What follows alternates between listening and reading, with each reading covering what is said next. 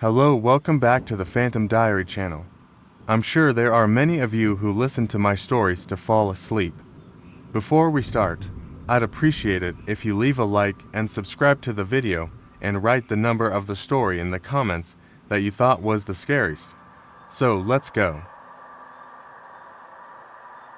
My mind was screaming in panic. I could still hear the creature, its unsettling sounds echoing in my ears. I didn't stop until I was far from that barn, my car speeding down the empty road. When I dared glance in my rearview mirror, there was nothing. No barn, no creature, just the empty, desolate road stretching behind me. I still don't know what I saw that day, or what it was that had been hiding in the darkness. I never went back to that place. I don't need to, because some things are better left unknown. One path stretched ahead, wide and inviting. The other disappeared into the trees, barely a trail. I hesitated for a moment, then decided to take the less traveled path, the one that felt like it might lead to something hidden, something forgotten. The further I drove, the deeper the trees became, until the road was almost completely blocked by thick branches. My car slowed to a crawl, crunching over fallen leaves and twigs.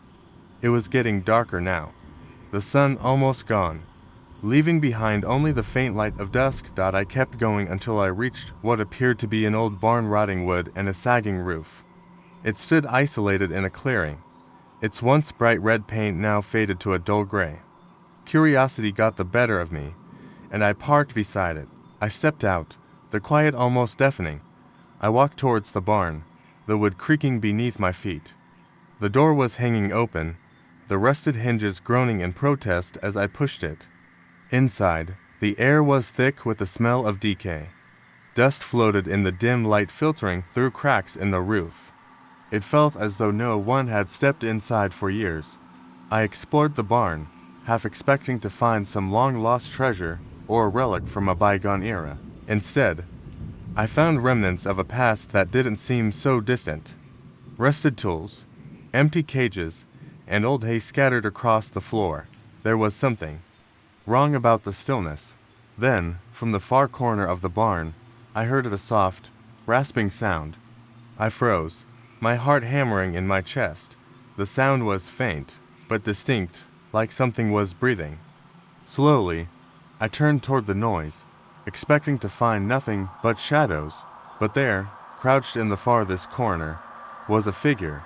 At first, I thought it was a trick of the light, a dark shape blending with the shadows. But as I stared, I realized it wasn't human. Its form was twisted, its limbs too long and ungainly, moving in jerky, unnatural ways. I backed away, my mind screaming for me to run, but I couldn't look away. The creature, or whatever it was, stared at me with hollow, empty eyes. Its face was indistinct, its features obscured by the darkness, but I could feel its gaze piercing through me. Then, it moved. Slowly, as if unsure of itself, it began to rise, its movements erratic, like a marionette with broken strings. I turned and bolted for the door, my breath ragged, the sound of its footsteps echoing behind me. As I ran back to my car, I didn't dare look behind me. My mind was screaming in panic. I could still hear the creature, its unsettling sounds echoing in my ears. I didn't stop until I was far from that barn, my car speeding down the empty road. When I dared glance in my rearview mirror, there was nothing. No barn, no creature, just the empty, desolate road stretching behind me. I still don't know what I saw that day, or what it was that had been hiding in the darkness. I never went back to that place. I don't need to, because some things are better left unknown. And yet, I felt drawn to them, as though they were speaking directly to me. The whispers were no longer whispers. They had become a chorus of voices, chanting and echoing through the room. I could hear them clearly now, clear as if they were standing beside me. In that moment, I knew I wasn't alone. I slammed the book shut, my mind racing. The whispers faded, but the feeling of being watched didn't. I grabbed the nearest light and ran back to the store. back to the exit, not daring to look behind me. As I reached the front door, I heard it the same tapping sound, closer than before. I didn't stop to turn around. I just ran, faster than I ever thought possible, until I burst out into the night, gasping for air. The bookstore was still behind me, standing in the silence of the empty street. And though I couldn't hear the whispers anymore, I knew they were there waiting, lurking in the shadows, always watching. I never went back, and I hope I never will. The windows were dust-coated, and the only sound was the occasional tick of the clock. That night, I arrived, greeted by the dull hum of the ceiling fan. The store was more of a maze than anything else, filled with narrow aisles and towering stacks of books. It was strangely peaceful, and for the first couple of hours, I enjoyed the quiet, keeping myself busy restocking shelves, straightening books, and tidying up. But as the hours passed, the atmosphere began to shift. It started with a faint whisper, just at the edge of my hearing. I froze, listening intently, but there was nothing there. I dismissed it as the creaking of the old building. My pulse quickened, and I gripped the counter, trying to calm myself. It's nothing, I told myself, but the whispers didn't stop. They weren't just echoes, they were something else, something wrong. They weren't meant to be there. I checked my phone, trying to call for help, but there was no signal. Of course, there wouldn't be. I was miles away from civilization, with only the dark streets outside and the abandoned bookstore around me. Then, I heard a soft tapping, coming from deep within the store. It wasn't random, it was deliberate. I followed the sound, my footsteps echoing louder with each step. The whispers seemed to grow louder, circling me, as though they were drawing me in. At the end of a dimly lit aisle, I found a small door tucked behind a shelf of old, dusty novels. My pulse quickened, and I gripped the counter, trying to calm myself. It's nothing, I told myself, but the whispers didn't stop. They weren't just echoes, they were something else, something wrong. They weren't meant to be there. I checked my phone, trying to call for help, but there was no signal. Of course, there wouldn't be. I was miles away from civilization, with only the dark streets outside and the abandoned bookstore around me. Then, I heard a soft tapping, coming from deep within the store. It wasn't random, it was deliberate. I followed the sound, my footsteps echoing louder with each step. The whispers seemed to grow louder, circling me, as though they were drawing me in. At the end of a dimly lit aisle, I found a small door tucked behind a shelf of old, dusty novels. I hesitated, heart thudding in my chest. My breath came quicker as I pushed the door open slowly. Inside, it was cold or freezing. In fact, the whispers filled the air, louder and clearer now. They weren't just whispers anymore. They were words. Words I couldn't make out, but they sounded like they were murmuring to me, calling me. I stepped further inside. The room was filled with books, hundreds, thousands of them, but they were unlike any I'd seen before. The spines were cracked, the pages yellowed with age, covered in symbols and strange, unreadable scripts. Some seemed to shimmer faintly in the dim light, as if they had their own pulse, their own life. One book caught my eye larger than the rest, almost glowing with an eerie, unnatural light. I reached for it, my fingers trembling, and opened it. The words inside weren't just text. They weren't words at all. They were something else, symbols, patterns, things I couldn't comprehend, and yet I felt drawn to them as though they were speaking directly to me. The whispers were no longer whispers. They had become a chorus of voices, chanting and echoing through the room. I could hear them clearly now, clear as if they were standing beside me. In that moment, I knew I wasn't alone. I slammed the book shut, my mind racing. The whispers faded, but the feeling of being watched didn't. I grabbed the nearest light and ran. Back to the store, back to the exit, not daring to look behind me. As I reached the front door, I heard it the same tapping sound, closer than before. I didn't stop to turn around. I just ran, faster than I ever thought possible, until I burst out into the night, gasping for air. The bookstore was still behind me, standing in the silence of the empty street. And though I couldn't hear the whispers anymore, I knew they were there waiting, lurking in the shadows, always watching. I never went back, and I hope I never will. It started as a normal evening. My friends and I decided to explore an old, abandoned theater on the outskirts of town. We'd heard rumors about the place, things like strange noises, whispers, and the feeling of being watched. Of course, we didn't believe any of it. Curiosity got the better of us, and we thought it'd be fun to check it out. The theater was massive, with peeling paint and faded posters still tacked to the walls. The seats were old and dusty, and the stage loomed in front of us like a forgotten relic of a time long gone. The air was thick, filled with the smell of mildew and decay. It was darker than we had expected, even though the sun hadn't fully set. Our flashlights flickered to life, and we ventured further inside. We split up, exploring different parts of the theater. I wandered toward the old balcony, where decades ago people had watched plays, entertained, and cheered. Now, the place was hollow, empty, and still. The silence was oppressive, the kind of silence that makes you feel like something is lurking just out of sight. As I reached the top of the balcony, I noticed a strange, distant sound, whispers, like they were coming from the seats below. I strained my ears, trying to make out what they were saying. The voices were low, distorted, almost like they were in a language I didn't understand. It wasn't the wind, and there was no one else around. My pulse quickened. I slowly made my way to the edge of the balcony, peering down.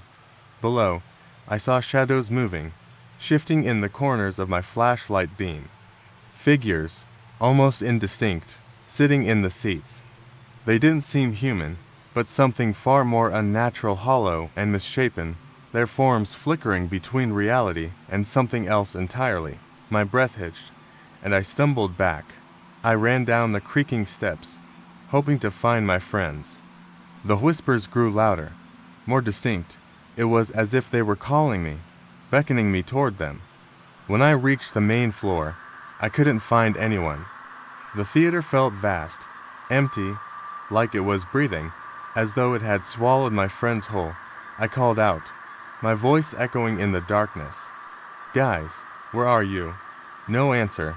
I kept walking, deeper into the shadows, until I stumbled upon the stage. The whispers had turned into soft, guttural murmurs. I felt the air grow colder, biting at my skin. As I stood there, the faintest figure emerged from the fog on stage, a shadow, but too solid, too real to be imagined. Its eyes glinted like black glass. It wasn't just a shadow, it was watching me. I backed away, my heart pounding. My flashlight flickered, dying with a dim, hollow glow. I could feel its gaze on me, heavy, oppressive. I didn't understand what I was seeing, but one thing was clear: I wasn't alone. The murmurs turned into a chorus of whispers. It was as if every shadow in the theater was alive, circling me. I wanted to scream, but my voice wouldn't come. I couldn't run. My legs wouldn't move. My pulse quickened. I slowly made my way to the edge of the balcony, peering down. Below, I saw shadows moving, shifting in the corners of my flashlight beam. Figures, almost indistinct, sitting in the seats. They didn't seem human, but something far more unnatural, hollow and misshapen, their forms flickering between reality and something else entirely. I didn't look back, couldn't. The sound of my footsteps faded into the endless crashing of waves. But the figure was still there, moving, growing closer with every step I took. I didn't stop running until I reached my car, slamming the door shut behind me. I fumbled to start the engine, my hands trembling. When I finally glanced up, the figure was gone, but I swear, I still feel its eyes watching me. Every time I close my eyes, I can see it.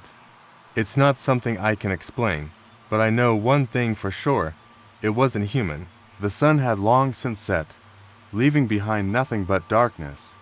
I carried a flashlight but barely needed it, as the faint glow of the moon guided me enough. The beach was deserted, just the way I liked it. I walked for what felt like hours, letting my thoughts wander with the rhythm of the tide. The waves lapped gently at the shore, creating a hypnotic sound that had always brought me a strange sense of calm. But that night, something felt off. The air wasn't just quiet, it was too quiet. I kept glancing over my shoulder, a nagging sense of unease growing with each step. It wasn't until I reached the far end of the beach, where the sand met jagged rocks and the sea stretched out endlessly, that I noticed it. A figure, not far from where I stood, barely visible in the dim light. There was someone or something standing still, staring out at the ocean. I froze. My first thought was that it was another walker like myself, maybe someone else who had come to enjoy the solitude of the beach. But as I tried to make out more details, my stomach twisted in knots. The figure didn't move, it was just standing there, unmoving, as if frozen in time. The longer I stared, the more I felt the weight of its gaze. Though I couldn't make out any features, a chill ran down my spine. But I told myself to keep walking. There was no reason to panic. It could have been anyone, right? But as I took a step forward, the figure shifted slightly, turning ever so slightly in my direction. It wasn't a human movement, there was something unnatural about it, jerky and deliberate, like a puppet controlled by strings. The urge to turn and flee was overwhelming, but my feet wouldn't move. I stood there, frozen in place, my heart pounding. The figure continued to stare at me. There was no recognition, no sign of life, just that unrelenting, lifeless gaze. Then, without warning, the figure took a slow step forward. My body finally responded, and I turned and ran. I didn't look back, couldn't. The sound of my footsteps faded into the endless crashing of waves. But the figure was still there, moving, growing closer with every step I took. I didn't stop running until I reached my car, slamming the door shut behind me. I fumbled to start the engine, my hands trembling. When I finally glanced up, the figure was gone, but I swear, I still feel its eyes watching me every time I close my eyes. I can see it. It's not something I can explain, but I know one thing for sure, it wasn't human. But the wind didn't make whispers like that, soft, almost melodic, as if they were calling to me. When we reached the bottom of the trail, I was relieved to be back on solid ground. But as we were walking back to our car, something stopped me. I glanced back toward the lighthouse, and for a moment, I thought I saw movement. At the top of the stairs, just for a split second, I saw a figure, a silhouette. It wasn't solid, more like a shadow against the fading light.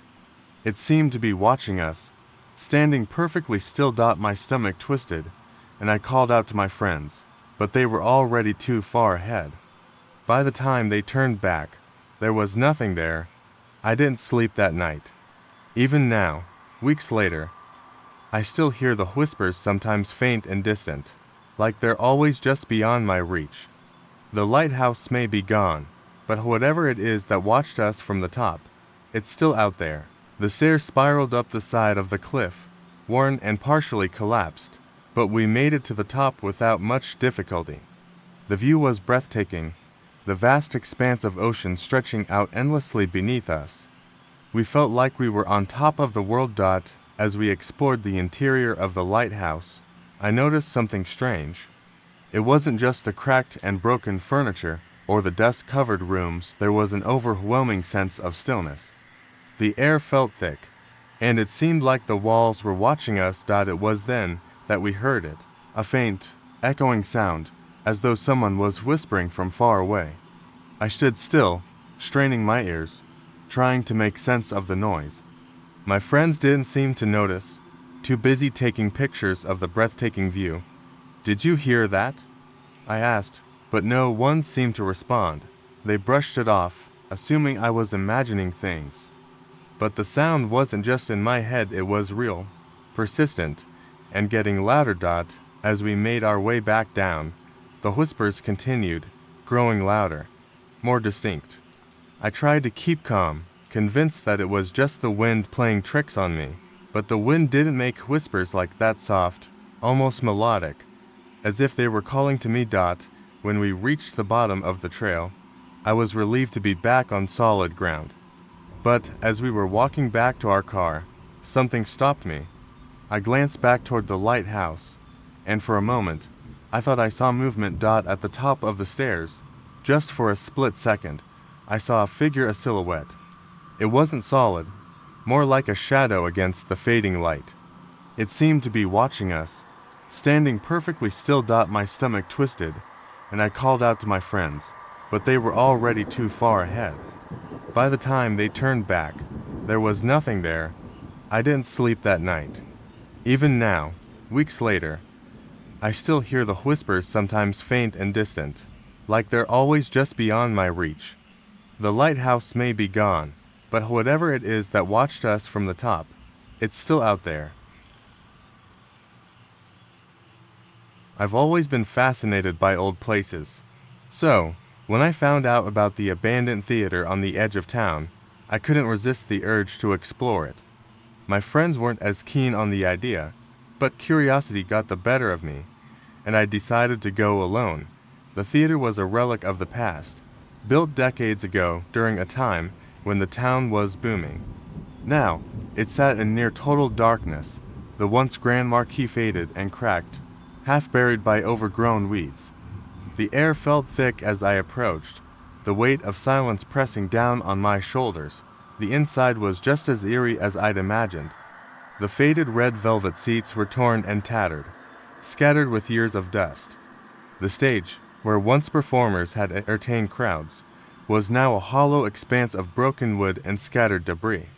I made my way cautiously to the middle of the floor, the old floorboards creaking underfoot with every step.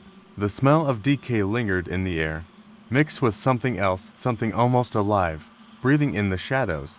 I pulled out my flashlight, the beam slicing through the darkness, illuminating bits of faded murals on the walls, ghosts of a time when the theater had been vibrant. The silence inside was deafening, broken only by the occasional creak of the wooden beams or the distant scurrying of what I hoped were just rodents. As I explored, I felt a strange sensation creep over me, an unease that wouldn't go away. It wasn't just the abandoned state of the place, there was something else in the air. I couldn't put my finger on it, but the longer I stayed, the stronger the feeling grew. I was near the front of the theater, near the stage, when I noticed something strange. A faint, flickering light appeared at the edge of my vision. I turned toward it, the flashlight beam catching the edges of an old, tarnished mirror that had been propped up against the wall. The reflection in the mirror wasn't right, blurred and distorted, like someone had smeared the glass with dirt. But in that smear, I thought I saw a face staring back at me. I blinked, but the face remained motionless, expressionless. My breath hitched, and I took a step back, but the face in the mirror followed my every move. I couldn't look away. My gaze locked onto the figure that wasn't quite human. It was pale, gaunt, with hollow eyes that seemed to drink in the dim light. Its mouth was cracked, a grin frozen in time. Panic surged through me as I stumbled away from the mirror, my heart pounding. I backed into a chair, knocking it over. The sound echoed through the empty theater, and suddenly, I felt as though some presence was watching me. I rushed toward the entrance, desperate to escape. But as I reached for the door handle, the flickering light appeared again. It was closer now, glowing softly in the darkness. My flashlight went out, leaving me in complete blackness. I fumbled with the switch, but no matter how many times I clicked, it refused to turn back on. The sound of footsteps echoed behind me, slow, deliberate, like they were dragging something heavy. The smell of decay lingered in the air, mixed with something else, something almost alive, breathing in the shadows. I pulled out my flashlight, the beam slicing through the darkness, illuminating bits of faded murals on the walls, ghosts of a time when the theater had been vibrant. The silence inside was deafening, broken only by the occasional creak of the wooden beams or the distant scurrying of what I hoped were just rodents.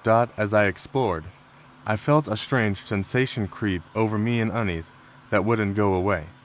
It wasn't just the abandoned state of the place, there was something else in the air. I couldn't put my finger on it, but the longer I stayed, the stronger the feeling grew. I was near the front of the theater, near the stage, when I noticed something strange. It didn't make a sound, didn't move toward me, but the sheer wrongness of it made my legs freeze. My flashlight flickered again, the battery's dying, leaving me in darkness. I stumbled backward, turning toward the camp, running as fast as I could, the sound of my heart pounding in my ears. When I got back, my family was asleep, their tents undisturbed. No sign of anyone or anything else. I didn't dare tell them what I saw. To this day, I don't know what that figure was. I can't forget its face, the void where the eyes should be. Whatever it was waiting for me, and it never spoke. The campfire had burned down to embers, casting flickering shadows across the tent. I unzipped the flap, expecting to hear the sound of crickets, maybe the rustle of wine through the trees. But it was dead quiet, too quiet. I sat up, listening, and noticed something strange. The usual rustling of leaves, the sound of animals moving in the underbrush, everything had stopped. The air felt heavier, oppressive. It was like the forest itself was holding its breath. I decided to check outside. Grabbing a flashlight, I stepped out of the tent, shining the beam into the darkness. The woods stretched out in every direction, black and endless. My family's tents were still there, their outlines faint, but visible under the dim starlight. But something didn't feel right. As I moved away from the camp, the flashlight beam flickered over the ground. That's when I saw them footprints. Not animal tracks, human footprints, barefoot and small. It wasn't my family's. I followed the trail of footprints, my stomach sinking with each step. They led me deeper into the woods, away from the camp. I told myself to turn back, to call out to my family, but the silence was oppressive. It felt like whatever had left those footprints was still out there, watching. After what felt like an eternity, I reached a clearing. The moon was high, casting eerie light over the trees. In the center of the clearing was something I never could have prepared for, a figure. A child-sized figure, facing away from me, standing still as if they were waiting. "Hello," I called out, my voice cracking. No response, just silence. The figure didn't move. I took a step closer, my flashlight beam illuminating the small figure. They were dressed in tattered, dirty clothes, their back to me. I couldn't see their face, just the faint outline of their head. Then, they turned. I saw its face empty. No eyes, no mouth, just a void where the face should have been. It didn't make a sound, didn't move toward me, but the sheer wrongness of it made my legs freeze. My flashlight flickered again, the battery's dying, leaving me in darkness. I stumbled backward, turning toward the camp, running as fast as I could, the sound of my heart pounding in my ears. When I got back, my family was asleep, their tents undisturbed. No sign of anyone or anything else. I didn't dare tell them what I saw. To this day, I don't know what that figure was. I can't forget its face, the void where the eyes should be. Whatever it was waiting for me, and it never spoke. I was visiting my grandfather's old farmhouse for the first time in years. The place had always been abandoned since he passed, but after years of avoiding it, my family decided it was time to clear it out. I wasn't expecting much, but something about that house made me uneasy the moment I stepped onto the overgrown property. The farmhouse was large and creaky, surrounded by nothing but fields and distant woods. It looked like something straight out of a horror story, wooden siding weathered and worn, windows cracked, and the door hanging on rusted hinges. My parents, my siblings, and I split up to sort through the decades-old belongings scattered around. There were stacks of dusty boxes, old furniture covered in tarps, and layers of cobwebs hanging in corners. It smelled like mildew and age. I wandered upstairs, away from the others, to explore the bedrooms. Each room was filled with relics of the past, faded photographs of relatives I didn't recognize, yellowed books, and cracked mirrors reflecting empty rooms. I didn't like the silence. It felt oppressive, as if the house was holding its breath. Waiting. In the master bedroom, I found an old chest at the foot of the bed. My curiosity got the better of me, and I pulled it open. Inside, I found old letters, some faded and crumbling, others half legible. Most were addressed to my grandfather, signed with names I didn't know. But one letter stood out, handwritten, crisp despite the years. Whoever finds this, beware. There is more in this house than dust. Things linger here, things that shouldn't be. I froze, reading it over and over. It wasn't signed, just a vague warning. Shivers ran down my spine. I told myself it was just an old family superstition, nothing more, but the words stuck with me. Later, after everything was packed, we all gathered outside to say goodbye. As we stood there, the sky grew darker, clouds rolling in from the distant horizon. My parents were talking about calling it a day, but I lingered, staring at the house.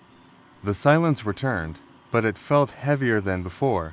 Just as I was about to walk away, I heard a soft, unmistakable creak. The sound came from inside the house, a slow, deliberate creak, like someone shifting their weight. My heart jumped into my throat. I spun around, expecting someone to come out, but no one was there. I stayed still, my breath shallow, as the creaking continued. It wasn't just a sound, there was something behind it, something inside. The hair on the back of my neck stood on end. Then, through the corner of my eye, I saw a figure. It wasn't human, more of a shadow, long and gaunt, peering through one of the upstairs windows. It didn't move, didn't blink, just stared at me with hollow, empty eyes. I wanted to run, to scream, but I couldn't. My feet were rooted to the ground. The shadow remained there for what felt like an eternity, unmoving, until finally, it vanished. The creaking stopped. I don't know how long I stood there, but when I finally turned back to my family, they were already halfway to the car. I followed, my heart still racing, but I couldn't shake the feeling that something was watching me from inside the house, something that had never left. It was the last thing I expected. I had just moved into a new city, far from everything familiar, and after weeks of searching, I finally found the perfect apartment. It wasn't much, small, run down, with creaking floors and peeling paint, but it felt like home. I was alone, but the solitude was something I welcomed. It was supposed to be peaceful. A fresh start. One evening, about a week after moving in, I decided to stay in and unpack some more. The apartment was quiet, just like it had always been. I could hear the distant sounds of the city, but inside, it was still. I had my usual nighttime routine, a cup of tea, a book, and the faint glow of a flickering desk lamp. But something felt off. I didn't hear anything out of the ordinary, no footsteps, no creaks, nothing to suggest anyone else was around. I would look up, expecting to see someone, but the hallway was always empty. Then, around 3 a.m., came the knock. It was a soft knock just once, but it wasn't on my door. It came from somewhere deeper in the apartment. I held my breath, my body frozen in place. The sound didn't repeat, didn't escalate. It was as if something had been there, just for that moment, before vanishing into the void. In the morning, I didn't know what to believe. I still found the crumpled photo in my pocket, as though I'd forgotten it was there. My fingers trembled as I stared at the family, whose eyes seemed to follow me. I never saw anyone else in the apartment, but sometimes, in the corner of my eye, I catch a glimpse of movement. A shadow, darting just beyond the doorframe, too quick to tell if it's real. To this day, I have no idea who those people were or if they were ever truly gone. The other doors on the floor, all of them were closed tightly, like they hadn't been opened in ages. No lights, No sounds, just silent, empty apartments. It was eerie, but I convinced myself that this was just an old building, abandoned for too long. I walked from one end of the hall to the other, trying each door handle. Most were locked, but there was one door that wasn't. It creaked open slowly, revealing a dark, empty apartment. The windows were dusty, the furniture covered in thick white sheets. The air inside was stale, and the silence was suffocating. The place didn't feel abandoned, there was something unnatural about it. I was about to close the door when I noticed something on the floor. A photo, yellowed with age, crumpled and worn. I bent down to pick it up, my fingers trembling. It showed a family mother, father, 2 kids, a happy family, smiling in front of a house. But this wasn't my photo. I had never seen these people before. A chill ran down my spine as I stared at the picture. The faces seemed to shift slightly, as though they were watching me. I shoved the photo into my pocket, feeling sick. There was no way someone should have left something like that behind. Later, that night, I stayed awake, unable to shake the feeling that someone or something was watching me. Every noise from the building set me on edge. I kept hearing faint whispering from the hallway. Soft, indistinct murmurs that seemed to come from nowhere. I would look up, expecting to see someone, but the hallway was always empty. Then, around 3 a.m., came the knock. It was a soft knock just once, but it wasn't on my door. It came from somewhere deeper in the apartment. I held my breath, my body frozen in place. The sound didn't repeat, didn't escalate. It was as if something had been there, just for that moment, before vanishing into the void. In the morning, I didn't know what to believe. I still found the crumpled photo in my pocket, as though I'd forgotten it was there. My fingers trembled as I stared at the family, whose eyes seemed to follow me. I never saw anyone else in the apartment, but sometimes, in the corner of my eye, I catch a glimpse of movement. A shadow, darting just beyond the doorframe, too quick to tell if it's real. To this day, I have no idea who those people were or if they were ever truly gone. I never thought a simple trip to the county fair would lead to a night I couldn't forget. The fairgrounds were full of lights and music, the sounds of laughter mingling with the creak of carnival rides. It was a warm evening in late summer, the kind that makes you feel alive. My best friend and I had come to eat cotton candy, play games, and ride the Ferris wheel. We were there to have fun. Nothing more. We wandered through the fair, stopping at booths and laughing as I tried to win a stuffed animal from a claw machine. We moved from ride to ride, each one a mix of joy and adrenaline. As the night grew older, the crowds began to thin, the lights reflecting in puddles left by the day's rain. That's when we saw a sign for an attraction we hadn't noticed before. A large tent with wonders of the unseen written across the entrance in faded, curving letters. I nudged my friend and said, "Why not? We haven't tried anything like this yet." He hesitated but agreed, and we stepped into the tent. The air was cool, the scent of damp canvas mixed with something metallic. Inside, a dimly lit space stretched before us, with rows of oddities on pedestals and glass cases. There were strange sculptures, eyes that seemed to watch you, and jars containing things that looked too grotesque to name. We wandered further, entranced by the bizarre display, until I noticed a small, unmarked glass case in the corner. Inside was a piece of paper, old and yellowed, with a single line scrawled across it in jagged handwriting. "Never turn your back on the silent one." A chill ran through me, and I glanced at my friend. He was staring at the case with wide eyes. "Did you see that?" he whispered. Before I could reply, a sound came from the back of the tent. It was a soft thud, followed by a scraping noise that seemed to draw closer. I turned quickly, heart hammering, and saw nothing but shadows.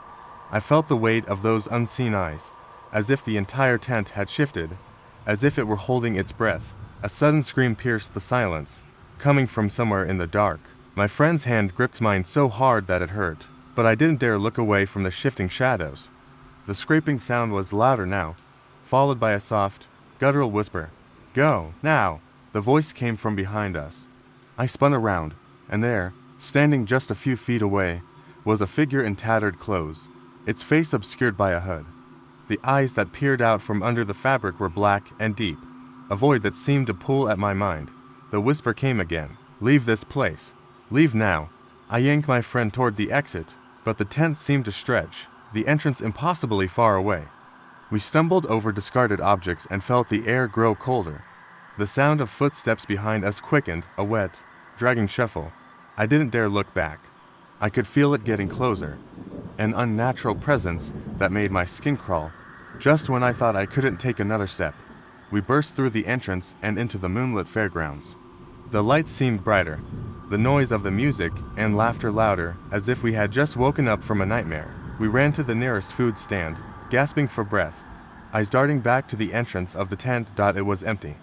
The sign for Wonders of the Unseen now looked torn and tattered, barely hanging on its post. The tent had vanished, leaving only a dark patch of ground where it once stood. We didn't speak about what had happened that night. It was easier not to. But every now and then, when I hear a sound in the dark or feel something move just out of sight, I remember the whisper, the eyes, and the figure that stood in the shadows. Never turn your back on the silent one, and I know it's still out there. I had never been a fan of driving long distances alone, but it was a rare chance to clear my head. My cousin's wedding was the next day, and I was determined to make it there. The route was scenic, winding through rolling hills and small towns that seemed frozen in time.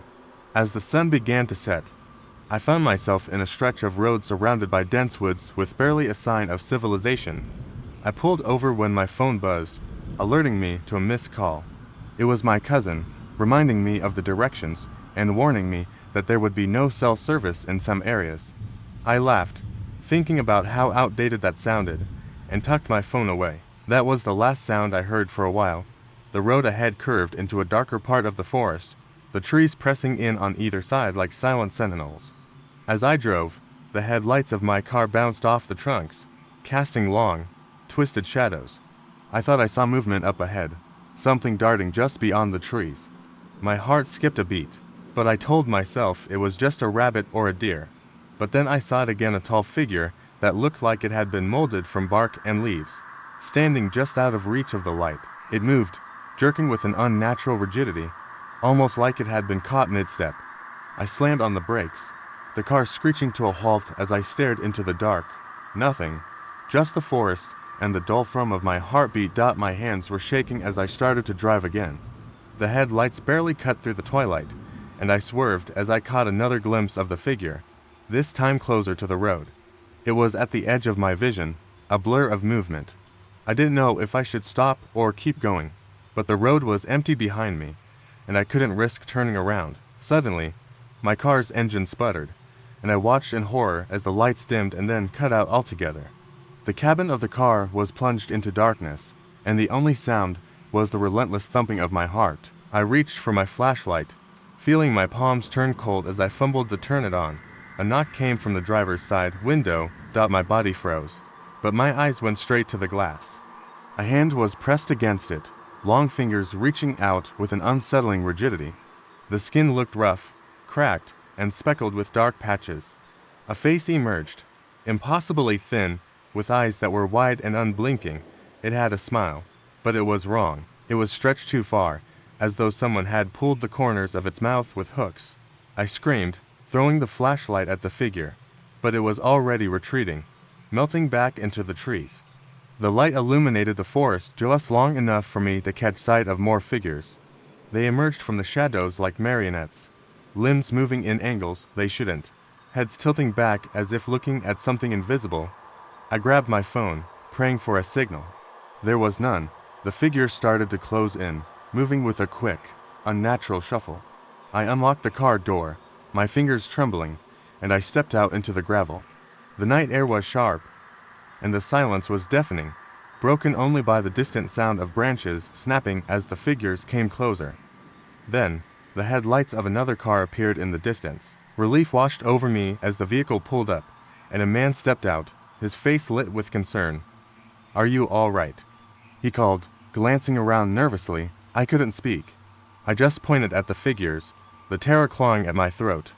The man followed my gaze and looked back at me with wide, horrified eyes. "They're already here," he whispered, and then he was running, disappearing into the forest. The figures paused, their heads turning in unison to follow him, and I realized with a sickening jolt that they were all heading in the same direction toward the road where I had just been. My car roared to life as if in response, and I scrambled inside, slamming the door shut. As I drove away, I glanced in the rearview mirror and saw the figures at the edge of the woods, watching. Their twisted faces held that same, stretched smile, and as they faded into the trees, I could almost hear them whispering a single word: "Run." The sun had just set, painting the sky a deep, fiery orange when I arrived at my grandparents' old farmhouse. They had passed years ago, but I still visited their home to keep the place in good shape. My parents were out of town, and I thought it would be the perfect time to finish up some repairs and enjoy the peace and quiet of the country. The house was surrounded by fields of tall corn that creaked in the wind. The soft, rhythmic rustling made for a strange sort of comfort as I walked through the yard. But, as the night deepened, that comfort began to twist into something else, something cold. I was in the kitchen, trying to fix the sink when I heard the first sound, a soft, rhythmic thud, as if something were tapping against the side of the house. At first, I ignored it, thinking it was just the wind against the wood. But then the thudding grew louder and more insistent, moving around the perimeter of the house. My heart skipped a beat as I turned off the tap and listened intently. The noise came from the back of the house, near the barn. I grabbed the flashlight I'd left on the counter, trying to steady my shaking hands. The light cut through the darkness in a narrow beam, illuminating the yard in jagged strips of silver and black. I took a step outside, the air suddenly colder. The crickets had stopped singing, and the wind had died down to a whisper. It felt as if the world was holding its breath. I aimed the flashlight at the barn and froze. The door, which had always hung slightly ajar, was now wide open, creaking as it swayed gently in the breeze. And standing in the doorway was a figure. At first, I thought it was just my eyes playing tricks on me. But then the figure moved, a tall, thin silhouette with long arms and a head that was too large for its body. It shifted, like it was trying to get a better look at me. My pulse thundered in my ears, and I took a step back. The barn door creaked again, this time louder, as if something had stepped forward into the moonlight. I tried to call out, but my voice caught in my throat. It was then that I realized the figure was holding something. A long, curved blade that caught the light and reflected it in a way that made my skin prickle. It pointed the blade at me, then tilted its head, as if curious. The silence was deafening. I stumbled backward and nearly fell over a rock. My flashlight hit the ground and rolled, the beam sweeping over the cornfield that surrounded the property. The movement caught my attention. There were more of them, figures emerging from between the stalks. Tall, thin shapes, all with strange, twisted limbs and empty eyes that glowed a pale blue in the moonlight. My breath quickened. I scrambled to pick up the flashlight. The figure in the barn didn't move, but the others in the cornfield did, closing in around the house. I knew I had to run, but my legs felt like lead. I aimed the beam of the flashlight at the nearest one, and it flinched back, letting out a sound that was somewhere between a hiss and a low, wet growl. I bolted toward the front of the house, racing past the porch and slamming my hand against the door. It creaked open just as I stumbled inside, slamming it shut behind me. The old lock clicked into place, and I pressed my back against the wood, gasping for breath. The thudding returned, only now it was inside, pounding against the walls and floor like 100 feet, shuffling over the old wood. I turned and grabbed a rusty old poker from the fireplace, my knuckles white as I gripped it. Then the whisper came, so soft I almost didn't hear it. A voice, as thin as the wind, whispering in the dark, "Not done. Not done." I spun around, the flashlight catching a glimpse of a pale face pressed against the window, eyes wide and glowing like the figures outside. It mouthed the same words, over and over, and that's when I realized, whatever these things were, they were waiting for me to step outside. They wanted me to leave, to join them under the moonlight. The noise stopped as suddenly as it had begun, leaving only the cold silence of the night. The house seemed to breathe around me, its ancient wood creaking in time with my heartbeat. I dared a glance outside and saw nothing but the moonlit corn, swaying gently in the wind, but I knew they were still out there, lurking in the dark, waiting for the next moment I might open a door or step out of the safety of the house. And I knew I would never forget their eyes, those cold, empty eyes that glowed in the dark. The summer evenings were always warm, but there was a strange bite in the air that night. I had been out for a late walk in the fields behind the old farmhouse. The path was familiar. I had grown up here, the creaking fence and the wildflowers like old friends. But tonight felt different. The crickets were silent, and the usual hum of nature seemed to be holding its breath. I reached the old well at the edge of the field, a spot I hadn't visited in years. The well was covered with a rusty grate, the metal bent and weathered. I paused, staring down into its dark mouth, half expecting to hear the splash of water or the distant drip of something unseen. Instead, I heard a low, rhythmic thumping. I stepped back, my heart pounding. It came from behind me, a sound like someone walking on dry leaves. I spun around, breath caught in my throat, but there was no one. Just the wind pushing the tall grass in ripples. I told myself I was being paranoid. But then I heard it again, soft steps, coming from the direction of the farmhouse. I took off running, faster than I had in years, past the fields and through the orchard. The branches of the apple trees clawed at my arms, and the air grew colder, the shadows deeper. I glanced back and saw nothing, but that thumping sound had followed me, close enough to make my pulse race. I reached the house, slamming the door behind me and bolting it shut. The old wood shuddered under the weight of my panic. My grandmother's clock ticked on the wall, its second hand moving with a deliberate slowness, mocking me. I forced myself to catch my breath, trying to convince myself it had just been an animal, maybe a raccoon or a stray dog. I was just about to turn on the radio to break the silence when I heard it. The thumping had stopped. Now there was a slow, dragging noise, as if something heavy was being pulled across the porch outside. I froze, listening. The sound came closer, pausing right at the front door. I glanced around the room, searching for something to defend myself with. My fingers found the edge of a heavy iron candlestick, and I gripped it tightly as the sound moved from the porch to the side of the house. I could hear breathing now, shallow and ragged, like something was trying to catch its breath. The silence returned, broken only by the beat of my heart and the ticking of the clock. I dared to look out the side window, the one that faced the barn, and I saw a shadow moving in the moonlight. It was too big to be a person. It was too unnatural. Suddenly, the barn door creaked open, and for a split second, I could see a dark figure standing there, its limbs too long and its head tilted at an impossible angle. The shape tilted its head up to look at me through the window, and even from a distance, I could see the smile stretched wide across its face, revealing teeth that were too sharp, too numerous. I stumbled back, the candlestick clattering to the floor. My grandmother's voice echoed in my head, "Never turn your back on the dark." But that was impossible now. The creature moved forward, and the air grew cold as frost started to creep along the window pane. A sudden crash from the front of the house made me spin around. The door splintered as something slammed into it, but the lock held. I could see the creature at the window now, its eyes locked on mine, black and wet like oil. It reached out, fingers stretching in impossible ways, scraping against the glass with a sound like nails on a chalkboard. The clock stopped, mid-tick. The room went dark, the silence deep and suffocating. Then, I heard the voice, soft and hollow, like it was coming from under the floorboards. "Let me in." I took a deep breath and bolted for the back door, grabbing my coat and running out into the night. The wind picked up, and the sound of the creature behind me was drowned out by a roar like 100 voices crying out at once.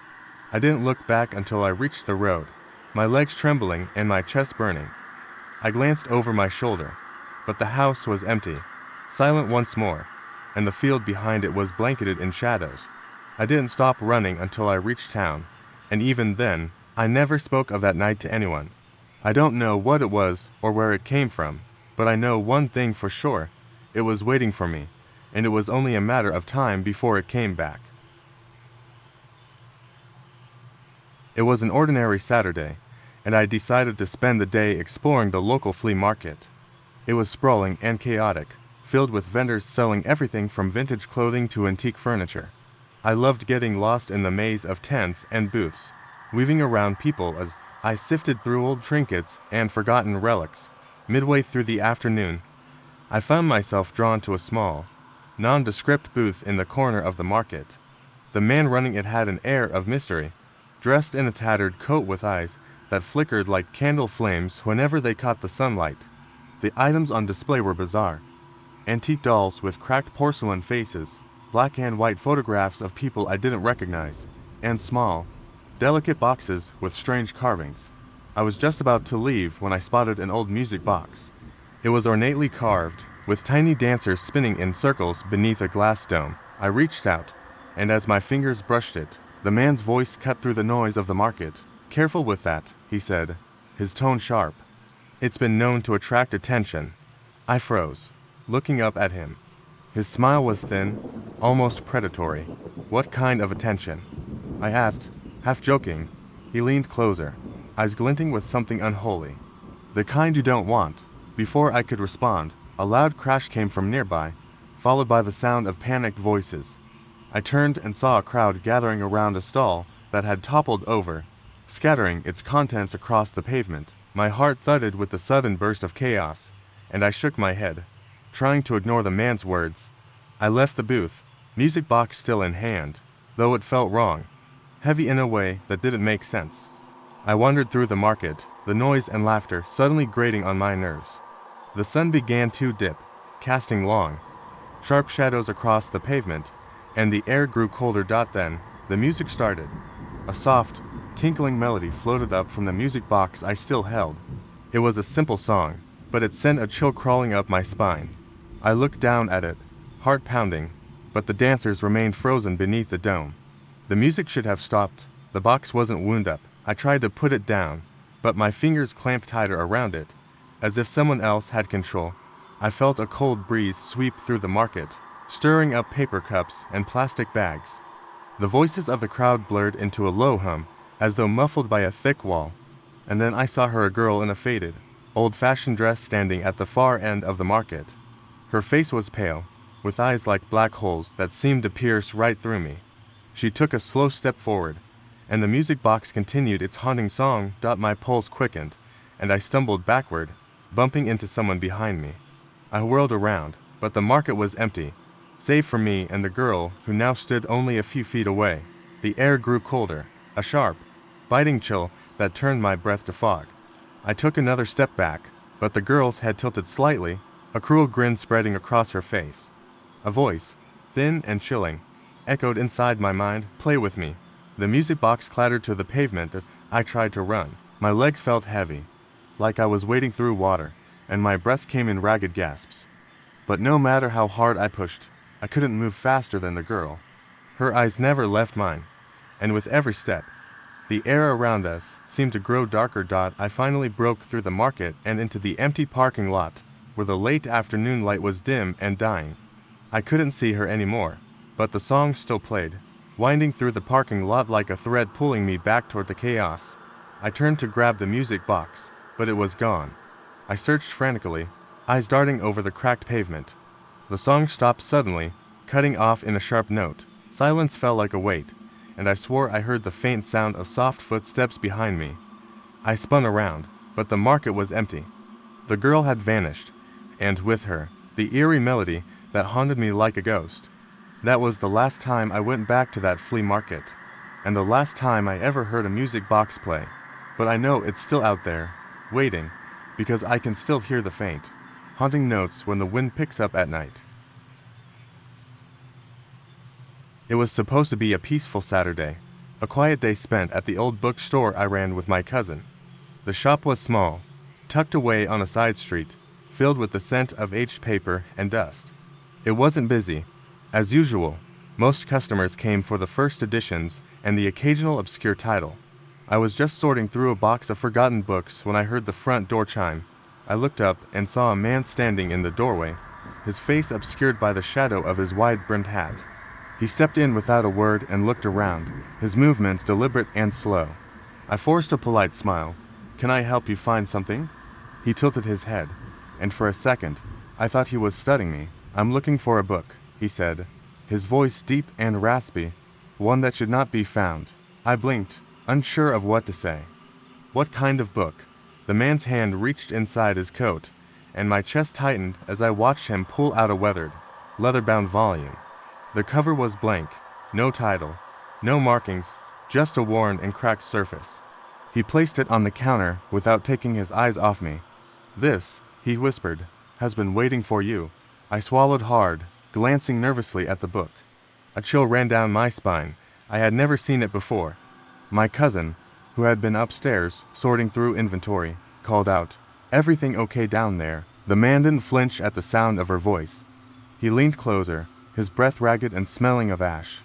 "You must read it," he said, voice low and urgent.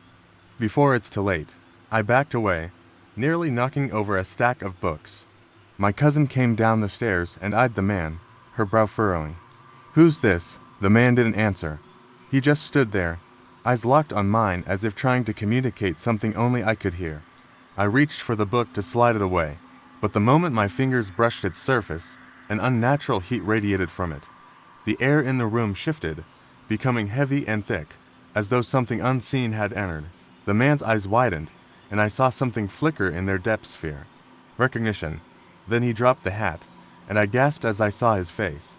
It was pale, too pale, with deep, hollow eyes and a mouth that seemed to open a little too wide. The skin around it was torn, as if it had been stitched back together. Before I could scream, the room went dark. The last thing I heard was my cousin calling out my name, the sound muffled and distant, as if she were underwater. The darkness stretched, and I felt a terrible weight pressing down on me. My vision began to clear, and I realized I was no longer in the store. I stood in an old library, its walls lined with books that moved and whispered. The man was there, standing in the center, the torn face smiling. "This is where stories are born," he said, "and where they go to die." The books around me began to shift, the pages rustling like a swarm of insects. I reached out to touch one, and the story within leapt from its pages, twisting into a shape that seemed alive and hungry. The figure in the center pointed at me, his voice now a low growl. "You're the next story. And this one," he gestured at the book in my hand, "will be yours." Suddenly, I was back in the store, clutching the leather-bound book like it was searing my skin. My cousin stood there, eyes wide with terror. The man was gone, but the weight of his presence still lingered. I looked at the book and realized the cover had changed. It now bore my name in faded, curling script. I didn't know what I had read, but I knew one thing: whatever story I was part of, it wasn't over. It had only just begun. It was an ordinary evening when I decided to visit the old amusement park on the outskirts of town. I'd heard rumors that it had been closed for years, that strange things happened there, but I was bored and curious. The park looked harmless enough from the outside, a relic of happier days with its rusting rides and cracked pavement. I walked through the entrance gate, which hung at a crooked angle and creaked as I pushed it open. As soon as I stepped inside, the silence swallowed me. No chirping crickets, no sound of the breeze, just a dead, suffocating quiet that settled like a weight on my chest. I glanced around nervously, half expecting someone to step out from behind one of the weathered booths or from the broken-down carousel. But nothing moved. I wandered down the main path, passing by the Ferris wheel, which loomed above like an iron giant. The paint on the seats had peeled away, leaving them a mottled gray, and they swayed slightly, as if moved by an invisible hand. I shivered, but kept walking. The first odd thing happened when I approached the bumper car arena. A dull, metallic thud resonated behind me, and I spun around to find nothing but shadows. I told myself it was the wind, that I was being paranoid, but the sound had been too distinct to ignore. A sense of dread started to creep in, but I pressed forward. I couldn't be afraid of an empty amusement park, could I? I reached the fun house and stood at the entrance for a moment, debating whether or not I should go in. The wind picked up again, sending a cold draft down the corridor of warped mirrors. The laughter of children echoed from inside, but it sounded wrong, off-key, like a warped recording. I should have turned back, but my feet were moving before I could stop them. Inside, the air was stifling, and the floors creaked beneath my weight. The funhouse had been neglected for years, its walls covered in grime, the once colorful lights dim and flickering. I couldn't tell if it was my imagination, but I could have sworn I saw a shadow flit past in the corner of the room. A sudden crash behind me made me spin around, heart racing. I caught a glimpse of something small and fast darting out of sight. My pulse quickened as I ran, not caring about the twists and turns or the strange, laughing echoes that followed me. I needed to get out, to be away from whatever had just been in there. I stumbled out into the open, gasping for air. The cool night greeted me, but there was no relief. The silence that had swallowed the park was now punctuated by an unsettling giggle. I turned to see the carousel, the horses once bright with paint now dull and covered in moss, but one of them moved. Its head twisted to look at me, eyes wide and hollow, the once friendly smile replaced with something that looked like a snarl. I screamed, backing away as the laughter grew louder, joined by more, until it was a chorus of whispers and high-pitched giggles that surrounded me. My eyes locked onto the entrance I had come through. I bolted, my heart thundering as I passed the crooked gate, the laughter fading behind me like a cruel echo. I ran until I could no longer hear the noise, until the normal sounds of the town returned to me. But even now, when I close my eyes, I can still hear that laugh, the one that came from the twisted carousel horse that watched me as I fled. I'd never been to my grandparents' house during the winter.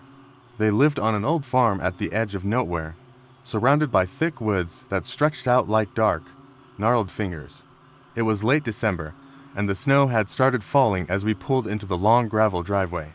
My parents had decided we should visit for Christmas, and while the air was festive, I couldn't shake the feeling of unease. The house was beautiful in its own way, with its peeling paint and creaking porch. Inside, it smelled like wood smoke and the faded scent of old books. We gathered around the fireplace, my grandparents smiling warmly as they passed out hot chocolate and cookies. I was still trying to shake off the strange feeling from the ride when my grandfather pointed out the window. "Look at that," he said, a hint of worrying in his voice. I turned and saw a figure standing just beyond the tree line. It was too far to make out details, but it looked like a person, hunched over, watching us. "Is someone out there?" I asked, trying to keep my voice casual. My parents exchanged glances, and my grandmother's eyes narrowed. "It's probably just the wind," she said. But the wind didn't move like that. It didn't stand still and stare. After dinner, my parents decided to turn in early, and my grandparents suggested I stay up with them for a while. I hesitated but agreed. We sat by the fire, the flames casting long, flickering shadows across the room. The snow had picked up outside, and I watched it swirl past the window in thick white sheets. Suddenly, there came a knock at the door, a sharp, loud sound that made me jump. My grandfather stood, his face shadowed but his eyes intense. He walked over and opened the door, the cold air rushing in. There was no one there. "Did you see that?" I whispered, my voice trembling. "Go to bed, son," my grandfather said, but there was a tremor in his voice I'd never heard before. I wanted to argue, but the look in his eyes silenced me. I nodded and went up to the room they had set up for me, shutting the door behind me. I couldn't sleep. I lay in bed, staring at the moonlight filtering through the window, listening to the sound of the wind howling outside. But then I heard something else, a faint, rhythmic tapping, like fingers on glass. It came from the window. I sat up, eyes fixed on the snow-covered pane, and then I saw it.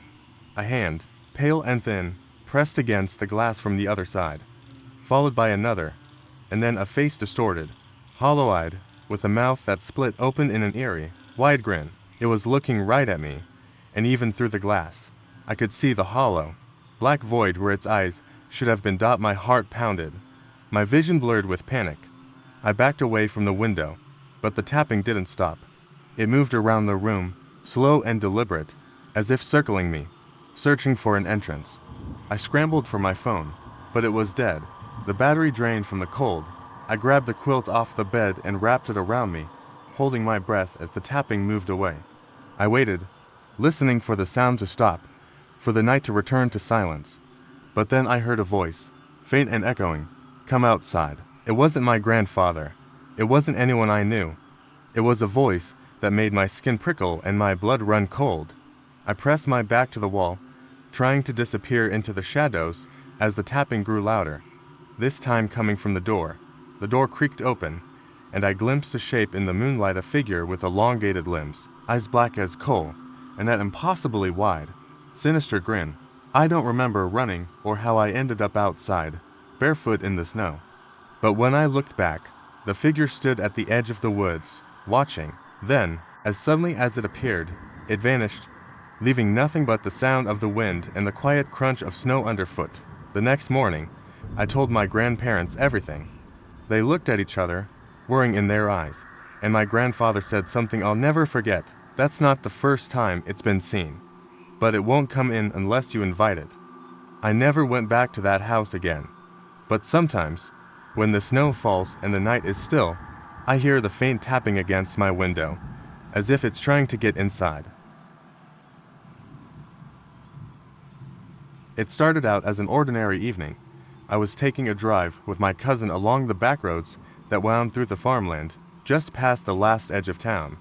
We had spent the day in the city, going to a farmer's market and picking up some homemade snacks. The sun was setting, painting the fields in rich shades of orange and purple. It was late enough that the farmhouses and silos blended into the landscape, their outlines softened by the dusk. We took a turn onto a dirt road that led to a small lake, one my cousin, Jack, had discovered when he was a kid. The road was overgrown with tall, swaying grass, and the trees that flanked it were so thick they seemed to close in around us. I never liked that road, not because it was creepy, but because it had an eerie way of making you feel like you were being watched. I figured it was just the wind playing tricks on me, but I never said anything to Jack. We parked the car by the lake's edge and grabbed our things. The air was warm and thick, and as we walked to the water, the sounds of the nearby farm animals were replaced by the buzz of cicadas and the occasional hoot of an owl. We settled in on an old, rotting bench that was too far gone to be comfortable, but just right for nostalgia. As the night settled in, we swapped stories, laughed at old memories, and watched the water ripple in the moonlight. I leaned back, taking a deep breath of the crisp air. Then, out of the corner of my eye, I saw something move near the tree line. I blinked, dismissing it as an animal or my imagination. But then it happened again, a shadow flitting between the dark trunks, too fast to be a deer. "Jack, did you see that?" I whispered. Jack looked up, squinting into the darkness. "What?" I didn't answer. I was already walking toward the tree line, my heart hammering in my chest. The moonlight barely reached that far, and the shadows seemed to pulse as if something unseen was breathing in the dark. Then, a sound, a rustling. It was coming from just behind the first row of trees, right where I was standing. My pulse quickened, my breath caught. "Hey, let's head back," Jack called, his voice tense. "It's getting late." I nodded, hesitating to turn around. I took one last glance at the dark outline of the woods before stepping away. Just as I turned back to the lake, I heard a thud and a quick, skittering noise, like something large moving fast through the underbrush. Then, silence. "Let's go," I said, trying to keep my voice steady. As we made our way back to the car, the air seemed colder, the forest darker. The buzzing of the cicadas had stopped, and an unnatural quiet settled over us. When we reached the car, I felt a chill run down my spine as I realized something. The sounds of the forest had been replaced with a low, guttural growl that seemed to echo from behind the trees. I pulled open the car door, fumbling with the keys. Jack was already inside, his hands clenched on the steering wheel. I threw myself in, and just as I slammed the door shut, a shadow flitted past the car, moving faster than anything I'd ever seen. "Drive, Jack," I yelled, voice tight. The car roared to life, tires spinning on the gravel as we tore down the path. I didn't dare look back, but I could feel the eyes on us, the pressure of something following in the dark. It wasn't until we reached the main road, and the town lights came into view, that the weight on my chest began to lift. When we finally stopped, breathing ragged and shaking, Jack turned to me. "Did you see it?" he whispered. I nodded, voice barely a croak. "I don't know what it was, but it wasn't anything from the woods." Jack's eyes widened, but before he could say anything, I felt the sensation that we were still being watched. The dark, hunched shape of the woods behind us seemed to shift, and then the glint of something pale, stared out from between the trees, and that was when I knew we weren't alone. I was out on a solo hike when it happened. It wasn't planned, Just a spontaneous decision to leave my apartment and get lost in nature for a day. The forest was dense and ancient, with trees so tall they blocked out the sun and leaves that whispered secrets to one another in the wind. I'd wandered for hours, passing old trails marked only by fading footprints and gnarly roots that reached out like fingers. When I found the clearing, it was the sort of place you only see in dreams: bright green grass, wildflowers peppered like spilled paint, and an eerie silence that made everything feel suspended in time. I paused to catch my breath and took in the moment. But then I noticed it, a cabin at the edge of the clearing. It was small, with a roof that sagged under the weight of years and a porch that had rotted through in places, making it look like it could collapse with a gust of wind. The place wasn't on any map. I took a step toward it, heart pounding in my chest. Why would a cabin be out here, far from the nearest trail? Curiosity got the better of me, and I pushed the warped door open. Inside, the air was thick and musky. Dust curled in lazy swirls in the slanted beams of sunlight. The room was empty, except for an old rocking chair that moved on its own, creaking in time with the groan of the cabin. I told myself it was just the wind, but I could feel something in the room, something intangible and heavy. I stepped closer to the chair, and that's when I heard a faint voice, like a whisper threading through the walls. It was too low to make out, but I could feel it brushing against my ears. Then came the sound of someone shifting in the corner of the room, a scraping noise as if someone was pulling themselves forward. I spun around, my breath caught in my throat, but there was nothing there. Just silence, deep and smothering. I was about to leave when I noticed a dusty journal sitting on a rickety table. I reached for it, the pages brittle under my fingers. I flipped through, reading bits of handwriting that had faded with time. It told the story of a family who had once lived in the cabin, a family that had gone missing without a trace. The last entry sent a chill down my spine. They're here. They watch. They wait. A loud bang shattered the silence, and I jolted, eyes darting around the cabin. The rocking chair had stopped moving. In its place was a set of footprints, freshly imprinted in the dust, leading toward the window. I rushed forward, but there was no one outside, just the forest stretching out, deep and dark, with shadows that seemed to twist and coil. I turned to leave, but a shadow flickered in the corner of my vision. I blinked, and suddenly the room was full of people. Their faces were pale, eyes wide and unblinking, mouths open in silent screams. They were trapped between this world and the next, staring at me as if I were the one who had summoned them. I stumbled back, heart pounding, when a hand brushed mine, icy cold and shaking. I yelped and turned to see the pale, twisted face of a child. "Help us," the voice whispered, echoing from every corner of the room. The walls seemed to close in, the air growing colder, pressing down on me like a vice. I bolted, ignoring the splintered floorboards underfoot as I ran. The forest outside, once so welcoming, now felt like a labyrinth that would never let me escape. But I didn't stop until I was back on the main trail, gasping for air and looking over my shoulder, expecting to see them following. They weren't there. The woods were still, as if nothing had happened. I never told anyone what I saw that day, and I never went back. But sometimes, when I'm alone in the dark, I hear that same whisper, telling me they're still waiting. The moon was full, casting silver light across the desert as I drove along the empty road, the sound of gravel crunching under my tires. My friend Leo and I were heading to a remote, old roadside diner we'd heard about, a place that only opened once a year during the full moon. The legend said it was where lost travelers found their way, and we were adventurous enough to take that challenge. As we approached, I noticed the diner was nothing like I'd expected. It was an old, beat-up building with cracked glass windows and peeling paint.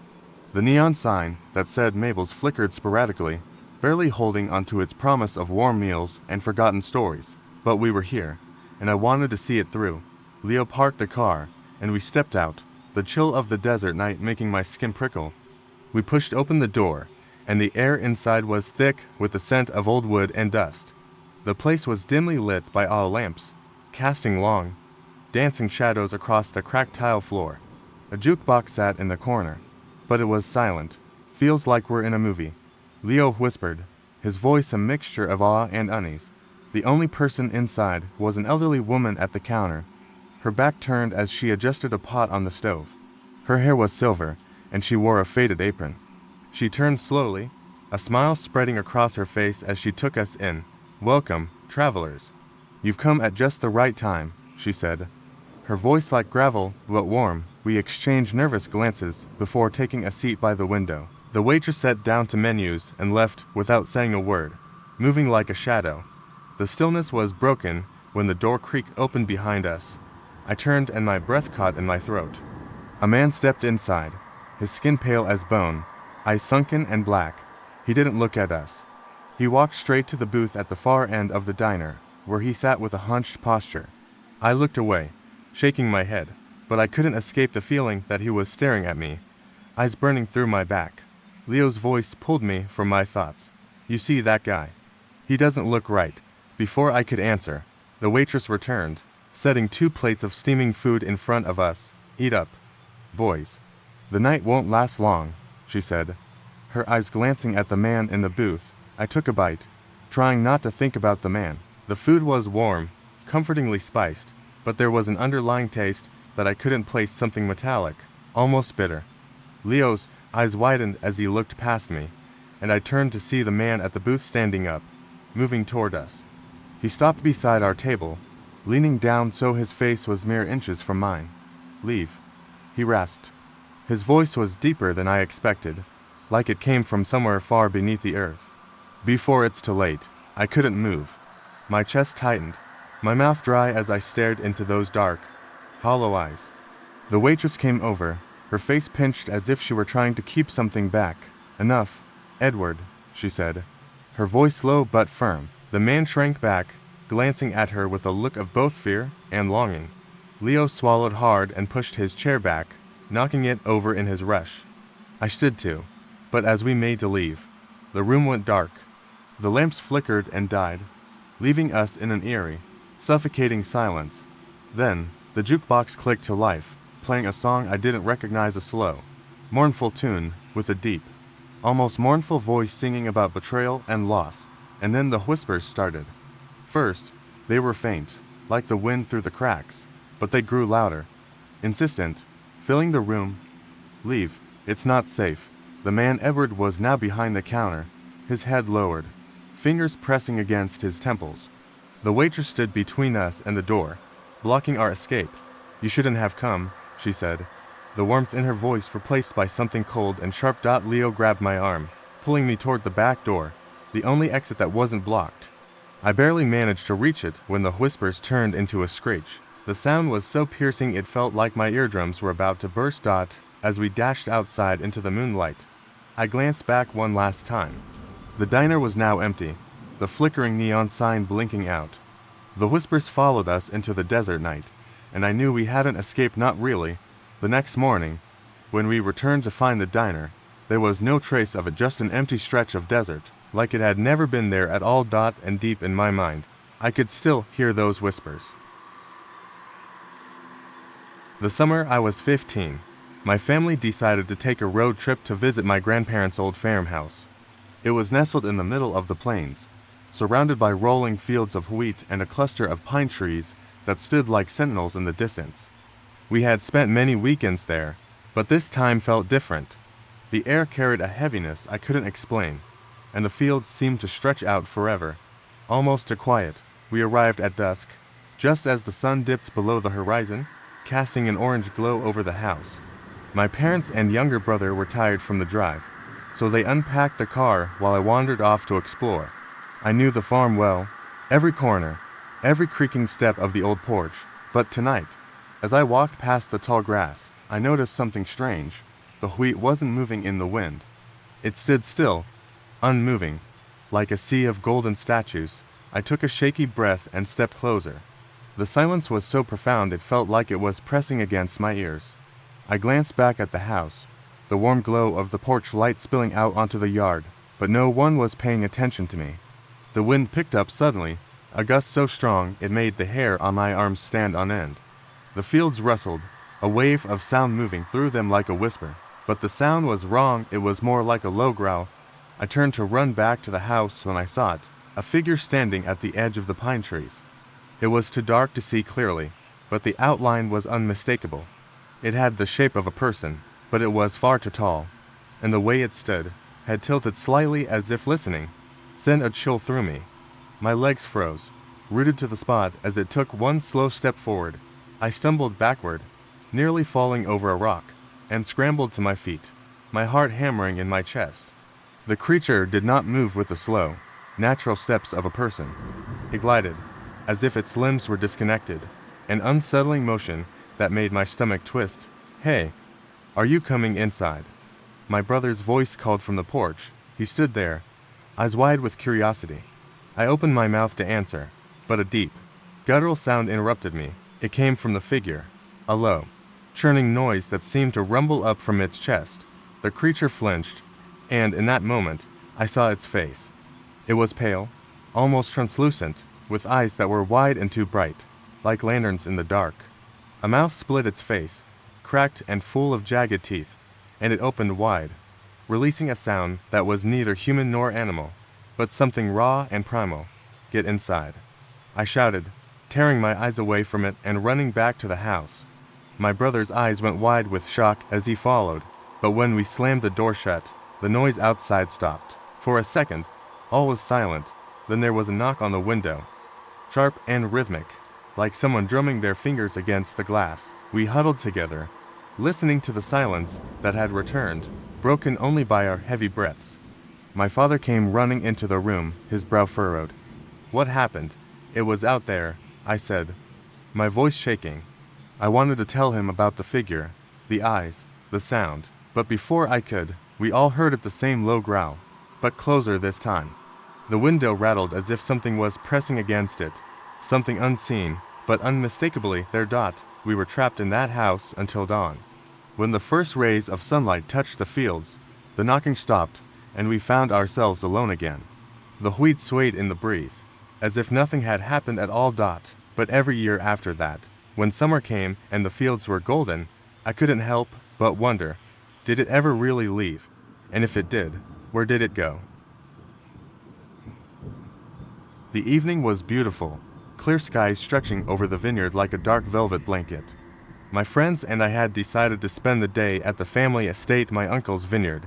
It was a special occasion. The first harvest of the season was about to start, and we were all excited to celebrate. The sun had dipped behind the hills, painting the sky with deep hues of purple and gold as we wandered through the rows of grapevines. We'd finished dinner around a fire pit, swapping stories and toasting with glasses of homemade wine. Laughter echoed through the valley, blending with the sounds of crickets and distant owls. The scent of fermenting grapes lingered in the air, sweet and earthy. It was the kind of night you'd remember forever, peaceful, warm, safe. That's why I didn't understand why my skin prickled when we decided to take a walk along the edge of the vineyard. The night was so still, so perfect, but there was something in the air, an electric tension that didn't match the calm of the evening. The path led us to an old, abandoned shed at the far end of the property. It was the kind of structure that had long been forgotten, half hidden by ivy and thick underbrush. As kids, we had always dared each other to go near it, but we never did. Now, as adults, we found ourselves drawn to it, half-jokingly daring each other to go inside. I felt the pull of nostalgia and the thrill of the unknown. "Let's see what's inside," I said, the bravado in my voice masking the unease that had settled in my stomach. The others agreed, and we pushed open the wooden door. It creaked on its hinges, revealing a dark interior full of dust and cobwebs. The moonlight that filtered through the broken slats of the wall cast thin, shifting lines across the floor.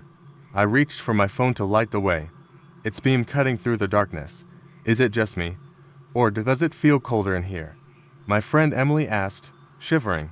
"It's just the draft," I said, but my voice was hollow, even to my own ears. I took a step forward, my foot crunching on something sharp.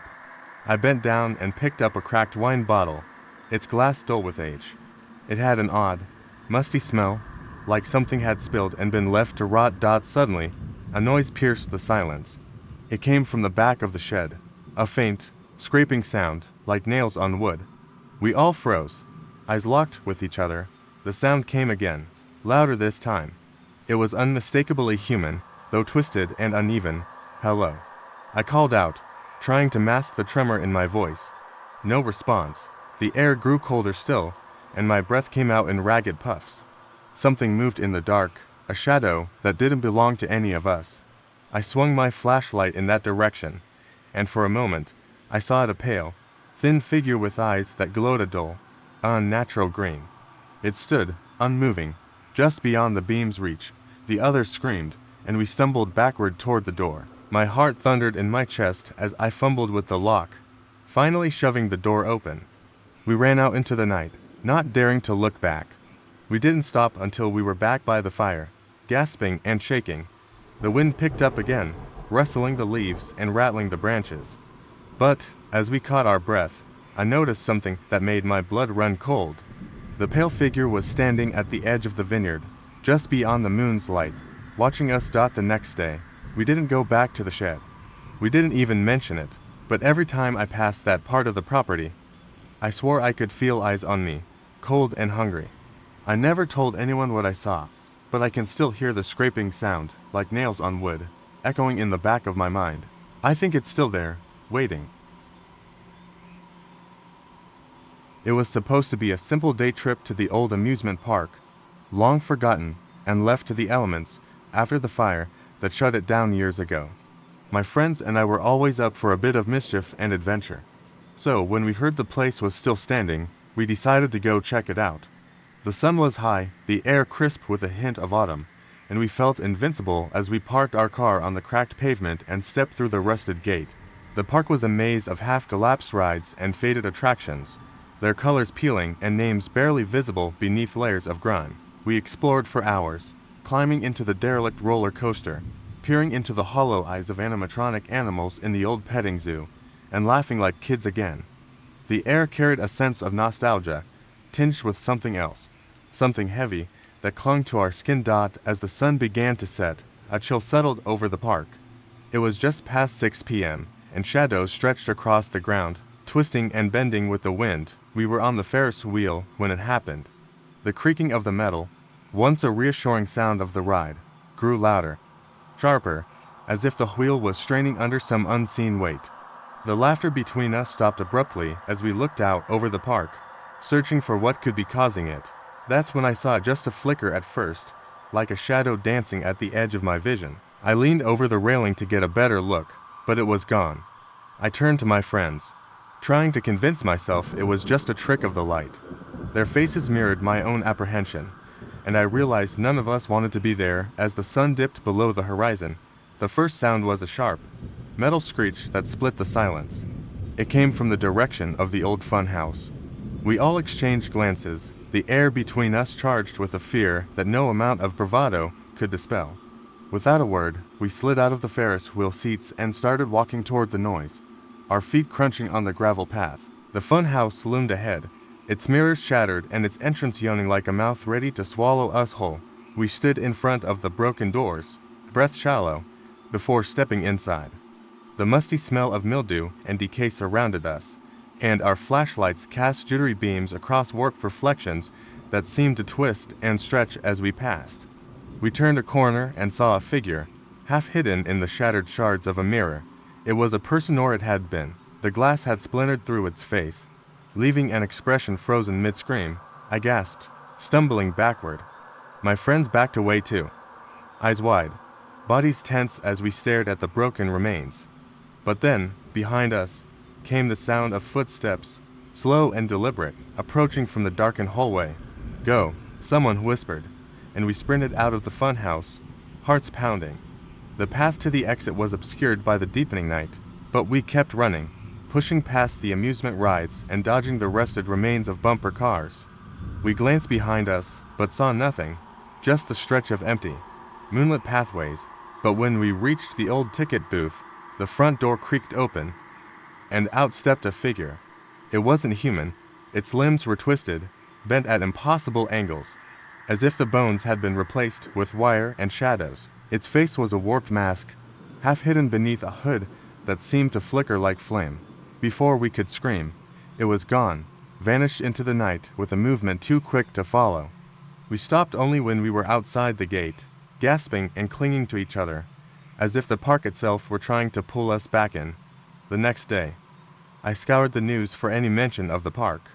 There was nothing, not a word about strange occurrences or people going missing. But every time I close my eyes, I see that figure at the ticket booth, eyes like hollow black pits, waiting for the next unwelcome visitors.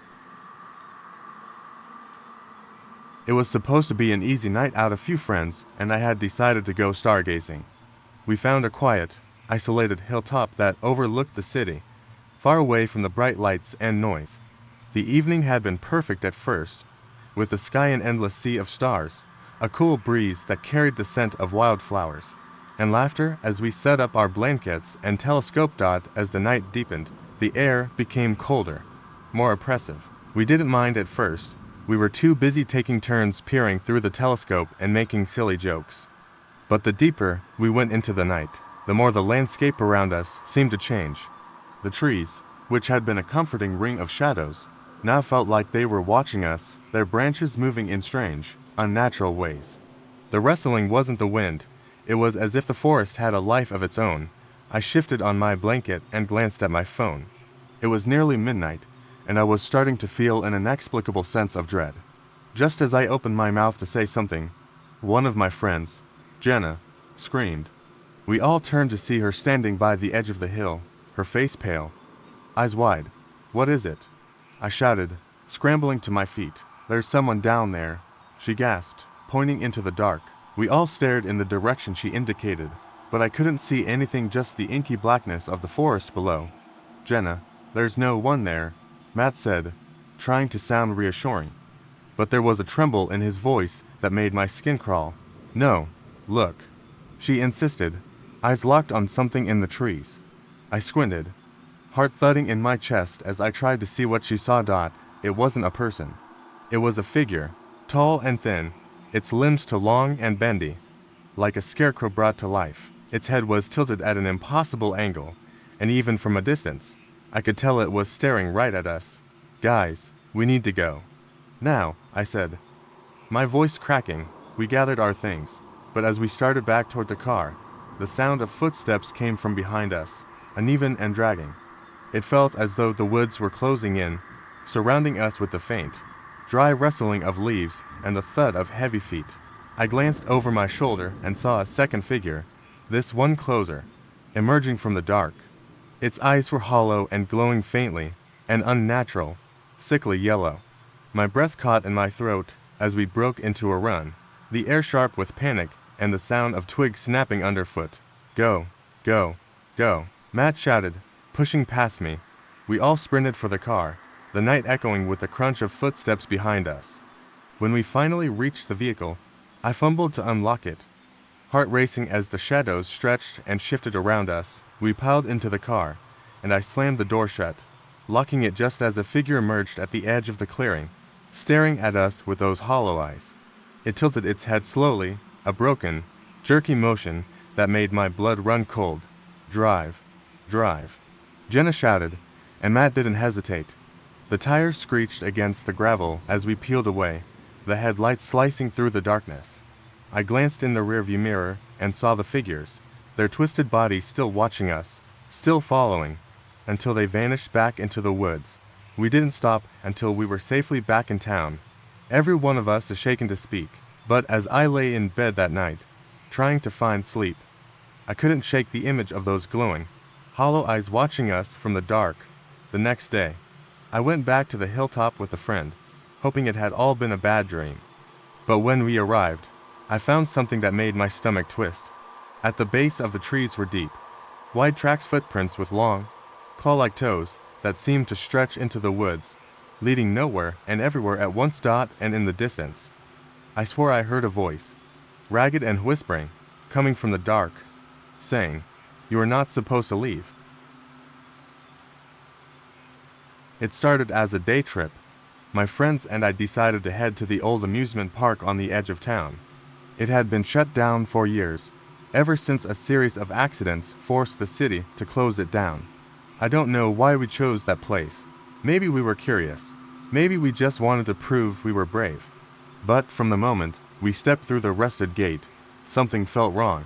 The park was overrun with weeds and vines that clawed their way up the rusted skeletons of roller coasters and Ferris wheels. The painted signs were faded, peeling, their once cheerful colors muted by time and decay. It felt as if the place had been waiting for us, the silence broken only by the distant sound of crows cawing.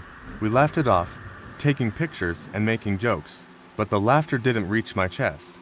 I felt a chill every time I passed the cracked bumper cars, their paint chipped and dull, the seats torn. Something about them seemed familiar, like they were expecting me to get in. Then we made our way to the funhouse, its funhouse mirrors warped and dark. The entrance creaked as we pushed it open, and a draft of cold air washed over me. The inside was a maze of mirrors that seemed to stretch and bend, showing reflections that weren't quite right. I noticed my friends laughing as they walked ahead, their reflections bending in impossible ways, their eyes distorted and wide-eyed as I walked through. I stopped in front of a mirror that showed me, with a twisted smile and eyes far too big. My own face, staring back, seemed like it wasn't mine. I backed away, tripping over my own feet, and spun around to call out to my friends. But they were already gone, their voices echoing faintly from somewhere deeper inside. I ran after them, my footsteps swallowed by the hollow hallways. The sounds of their laughter had stopped. I reached an area where the mirrors were shattered, jagged shards protruding from the floor like teeth. I stepped carefully, heart racing, and then I heard a slow, rhythmic tapping, like someone walking with heavy boots behind me. I spun around, my chest heaving, but there was no one there. A sudden crash reverberated through the funhouse, and I jolted. The sound came from the direction I had been heading. I pushed through the torn curtains and stepped out into the open air, gasping for breath.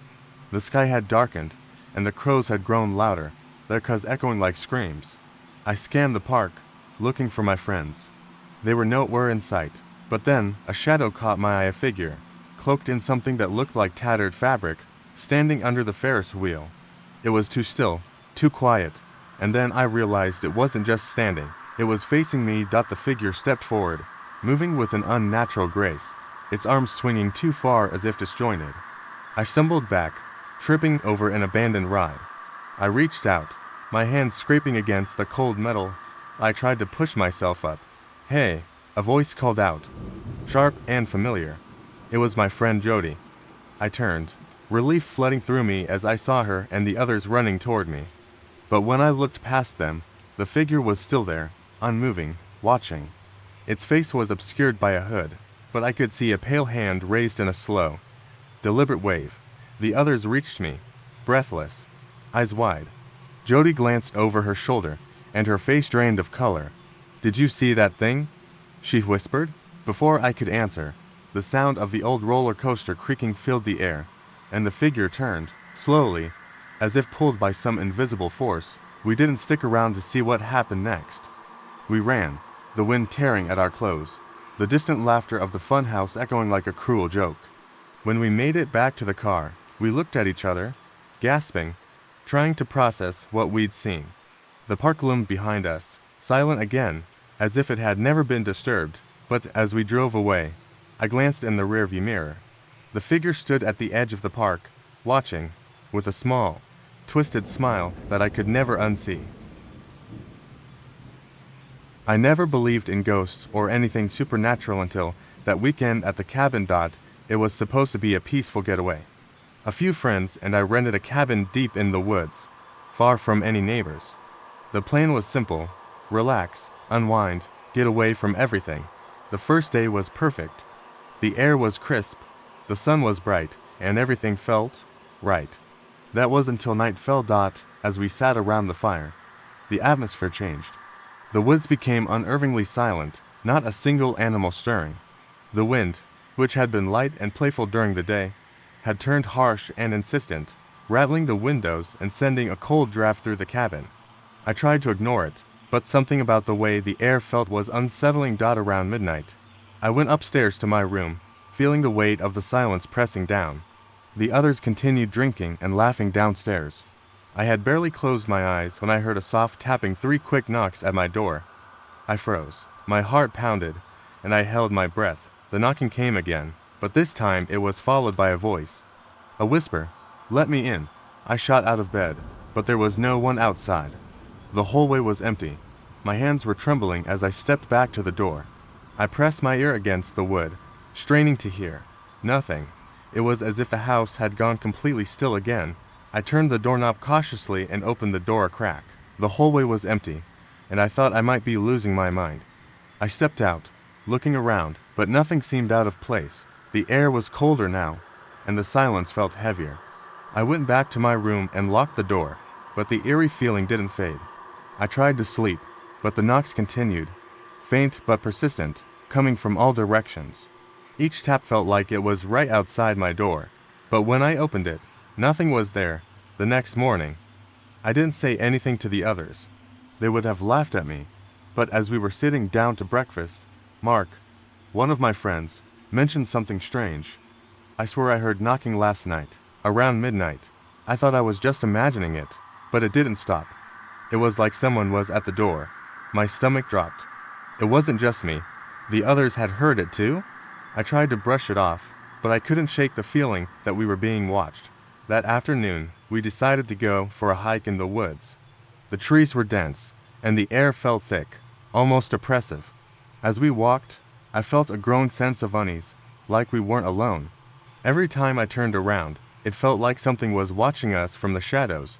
When we returned to the cabin, the front door was wide open. None of us had opened it. We stood there, staring at the door, trying to make sense of it. We had locked it before we left, but the door was open, and the house was eerily quiet. We cautiously stepped inside, and that's when we saw there was a small, neat pile of dirt on the floor, just inside the door. It wasn't from outside, it was fine, like dust. A chill ran down my spine.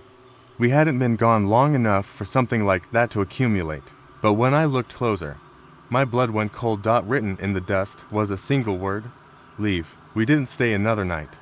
The unease was too much to ignore, but as we packed up and left, I couldn't shake the feeling that something had followed us out. The woods were silent again, and the wind had stopped, but it felt like we were being watched. As I drove home, I tried to convince myself it was just a series of coincidences. But then, as I glanced in the rearview mirror, I saw something that made my blood run cold. In the back seat, behind me, I saw a face, faint, pale, and watching me.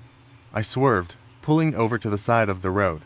When I turned around, there was nothing there, but when I checked the rearview mirror again, the same face was reflected. It wasn't mine. I don't know what followed us that weekend. I don't know what was at the cabin, or what knocked on our door. But I know one thing. Whatever it was, it didn't stay there. It came with us. And now, every time I look in a mirror, I wonder who is watching me. It was a regular Tuesday when I walked into the office building, just like any other day. The usual hum of fluorescent lights, the sound of people on phones, and the murmur of keyboards filled the air. But there was something different that day, something I couldn't quite put my finger on. The air felt thicker, heavier, almost as if the building was holding its breath. I work in a corporate office on the 14th floor of a 30-story building. My team occupies the west wing, farthest from the elevator, at the end of a long corridor.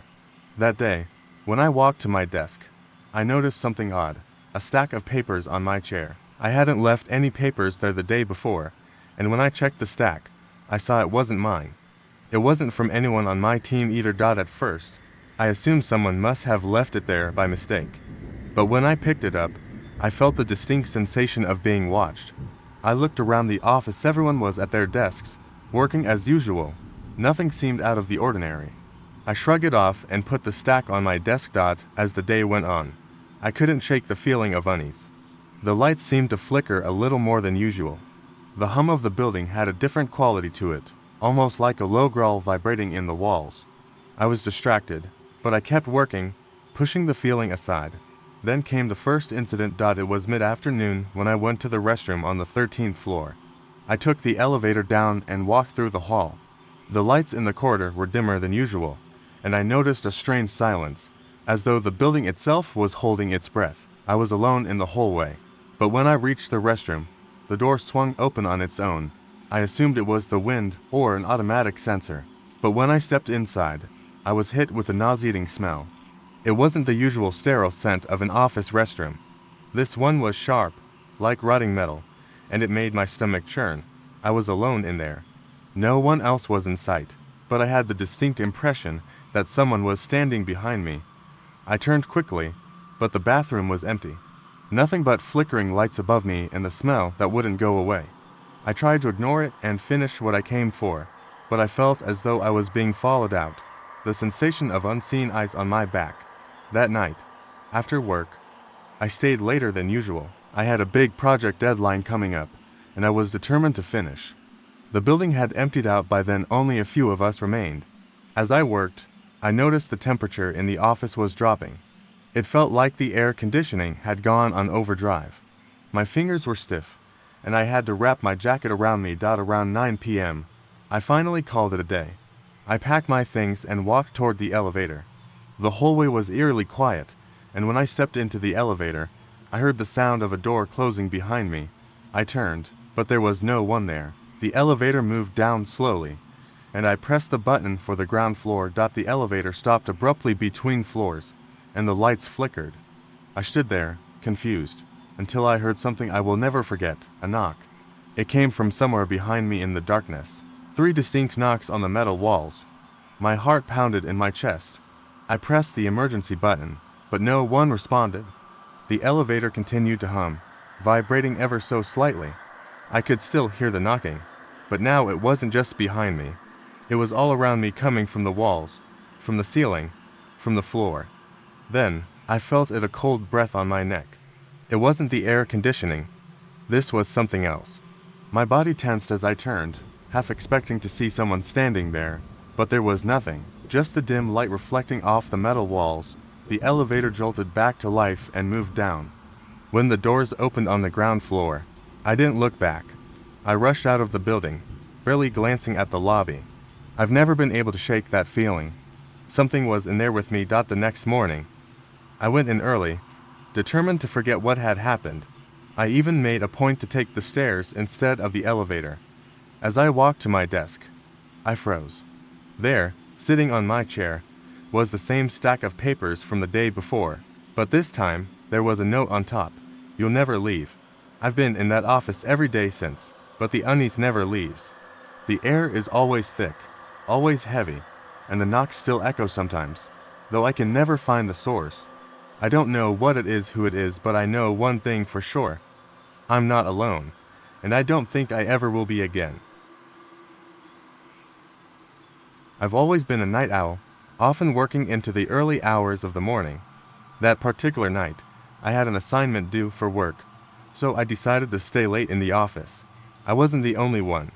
A few others were around, but it was mostly quiet, save for the hum of the fluorescent lights and the soft clicking of keyboards. Around 2 a.m., the office began to feel off. It wasn't anything I could immediately put my finger on, just an unsettling sense that something wasn't right. The building was old, and sometimes the pipes would creak or the air conditioning would kick on with a groan. But this felt different. It felt like someone was in the building with me. I shook it off. I was just tired. The only other person in the office was Carol, who worked across the room from me. She was hunched over her desk, working on some spreadsheets, her glasses reflecting the light of her screen. I figured if something was wrong, she would notice too, but she seemed perfectly absorbed in her work. Around 3 a.m., I decided to take a short break. I stood up, stretched, and headed to the break room to grab some water. As I passed the row of cubicles, I noticed that the hallway lights flickered, but I didn't think much of it. I've seen lights go out before in this building. When I walked into the break room, the door clicked shut behind me, but when I turned around to open it, the handle wouldn't turn. I tugged at it, confused. It wasn't stuck. It just wouldn't budge. I could hear Carol's muffled voice from the other side, talking to someone. But why would she be talking to someone this late? I hadn't seen anyone else around. I pounded on the door, trying to get her attention. "Carol, hey, let me out." There was no answer. Just her voice, softer now, like she was whispering. The light above flickered, casting strange shadows on the walls. I tried the handle again, but it was useless. Panic started to set in. That's when I heard it. A faint clicking sound, like footsteps on the tile floor, coming closer. I pressed myself against the door, straining to hear click, click, click. Then the whispering stopped. I could feel the presence on the other side of the door, and I wasn't alone. Something wasn't right. I backed away from the door, my heart racing. The sound was getting closer, and I could hear faint breathing, deep and uneven. It wasn't Carol anymore. This was something else. Suddenly, the lights in the break room went out, leaving me in total darkness. My breath caught in my throat as I stumbled backward, trying to find something, anything, to orient myself. In the pitch black, I could feel a cold draft brush past me, too cold, like it wasn't supposed to be there. A low, guttural voice echoed through the darkness, but it wasn't human. "Let me in." I froze. I knew that voice. It sounded like Carol, but it wasn't her. It was distorted, almost as if someone had mimicked her tone, but with a harsh, rasping quality to it. I swallowed hard, trying to gather my thoughts. I had to get out of there. I tried the door again, but it was still locked. The voice came again, this time closer, like it was right behind me. "Let me in." I spun around, expecting to see something, but there was nothing. My pulse was pounding in my ears as I darted toward the window. It wasn't locked. I threw it open, the cool air rushing in, but there was no way to climb out. The ground was too far down, and the building was surrounded by a high fence. Desperate, I looked around the room for anything I could use to break the window. That's when I noticed something strange. On the desk in the corner, there was a small framed photo of Carol, but it wasn't a photo I had ever seen before. In the picture, Carol was smiling, but her eyes weren't right. They were wide open, too wide, with no pupils, just black voids. I didn't understand it, but the hairs on my neck stood up as the shadows in the room began to twist and stretch. The air grew thicker, and I could almost feel something moving toward me, something fast. Without thinking, I lunged for the window, knocking the frame off its hinges. The cool night air poured in as I climbed out, breathing heavily. I didn't stop to look back as I ran across the parking lot, my heart thudding in my chest. I didn't see Carol the next day. I didn't even hear from her. I called and left messages, but there was no response. The office was eerily quiet when I returned, and when I walked past her desk, I saw her computer still running. But when I looked at the screen, I saw a single, strange image, a distorted photo of me, exactly where I had been standing in the break room, staring at the window. The timestamp read 3:12 a.m., and in the corner of the image was a faint shadow, standing just behind me. I still don't know what happened that night, but I've never stayed late in that office again. I never thought a simple apartment would be the place where I'd experience something so terrifying.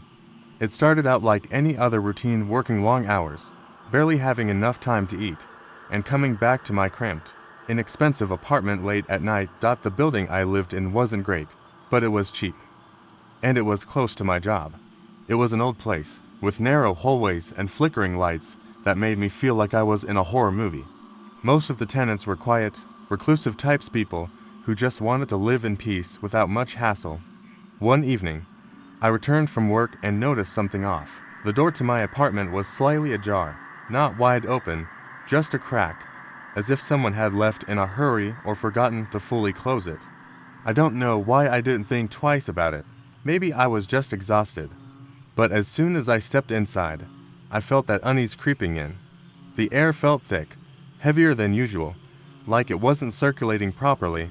I closed the door behind me and tossed my keys onto the kitchen counter. The apartment was quiet, too quiet. Everything seemed in its place, no signs of a break-in, no obvious disturbances. Still, I couldn't shake the feeling that something was off. It wasn't until I went to the bathroom that I found it. The mirror. It wasn't cracked, but it was smeared. I could see fingerprints along the edges, almost like someone had pressed their hands against it and slowly moved them around, leaving greasy streaks. I didn't know how I didn't notice it earlier. I had been in the bathroom just that morning. I wiped the mirror clean, but the feeling of being watched lingered. That night, as I tried to sleep, I kept hearing faint noises, scraping sounds, like nails dragging against the floor. They weren't constant, but every now and then, I'd hear them from somewhere outside my bedroom door. I told myself it was just the building settling, an old structure making strange noises, but then I heard something else. A whisper, just outside my door. It was a voice, soft and almost melodic, but it made my blood run cold. I couldn't make out the words, but it wasn't my imagination. It was clear, too real to ignore. The whispering continued, a low hum that seemed to get closer with every passing minute. My heart pounded in my chest. I held my breath, wondering if someone had broken in. But, if they had, why didn't they make a sound when they came in? I crept to the door, my hand shaking as I reached for the doorknob. I stood still for a moment, waiting for any sound. The whispering stopped, and I thought I'd imagined it. But when I opened the door, the hallway was empty. The hairs on the back of my neck stood up. I stepped out into the hallway and looked around. Nothing. It was just the usual dim lighting and the closed doors of other apartments. But the air felt wrong, colder than usual. As I walked back to my apartment, I glanced toward the elevator. It was an old, creaky thing, but it was never in use at night. Except tonight, it was moving, slowly, the lights flickering as it descended. I froze. The elevator doors opened, and no one was inside. I didn't waste another second. I rushed back into my apartment, locking the door behind me. My heart was racing. I couldn't explain it. I felt like I was losing control of everything, my thoughts, my senses. I couldn't shake the feeling that something had been watching me for days. Something I couldn't see, but could definitely feel. The next morning, I went to the landlord's office to ask about the strange events. She was an elderly woman who had lived in the building for years. She looked at me with a concerned expression when I mentioned hearing noises and seeing the elevator move on its own. "Oh, that happens sometimes," she said, her voice low and almost too calm. "The building has a history." I was about to ask her what she meant when she continued, "People hear things in this place, footsteps, whispers, and sometimes the elevator moves by itself.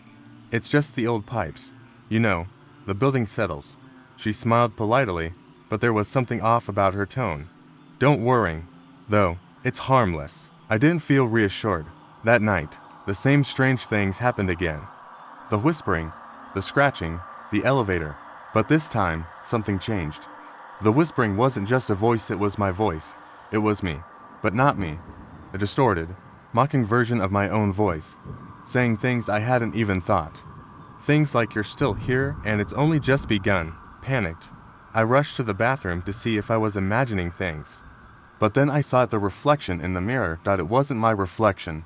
There was a woman standing in my place, her face twisted in an expression I couldn't quite recognize. Her eyes were hollow, dark, and she was smiling. I stumbled back, almost falling over, and as I turned to run, I heard her voice, clear as day, from behind me. "You're not leaving." I worked the late shift at a small convenience store on the edge of town. It's a quiet place, usually empty except for the occasional late-night shopper. For the most part, I'm used to the silence, the hum of the fridge, and the occasional flicker of the lights. But one night, something happened that I'll never forget. It was just after midnight when the first strange thing happened. I was stocking the shelves, minding my business, when the doorbell rang. I looked up, but no one came in. I figured maybe the bell was just malfunctioning. These old places always have something wrong with them. But it rang again, followed by the sound of footsteps. I glanced over the counter, but no one was there. I shrugged, dismissing it. There was no one in the aisles either. A quick check of the front parking lot showed nothing out of the ordinary, just the dim glow of the street lights. As I went back to restocking, the air grew suddenly cold, much colder than usual for the time of year. I rubbed my arms, trying to shake off the unease creeping up my spine. That's when I heard the footsteps again. Slow, deliberate, echoing through the aisles, as if someone were walking in circles around the store. My heart began to pound in my chest. I checked the security monitor, but the footage showed no one. Just an empty store. The store was practically a ghost town at night, and we rarely got customers at this hour. I reached for the phone behind the counter, ready to call the manager. But before I could, a strange voice interrupted my thoughts. It was a whisper, like a breath against my ear. "You can't leave." I spun around, but again, there was no one. No one visible, no one even close. The store was still empty. At this point, I thought I was just overtired. It had been a long shift, and the solitude was getting to me. So, I went to the break room in the back to grab a coffee, hoping it would calm my nerves. When I stepped inside, I froze.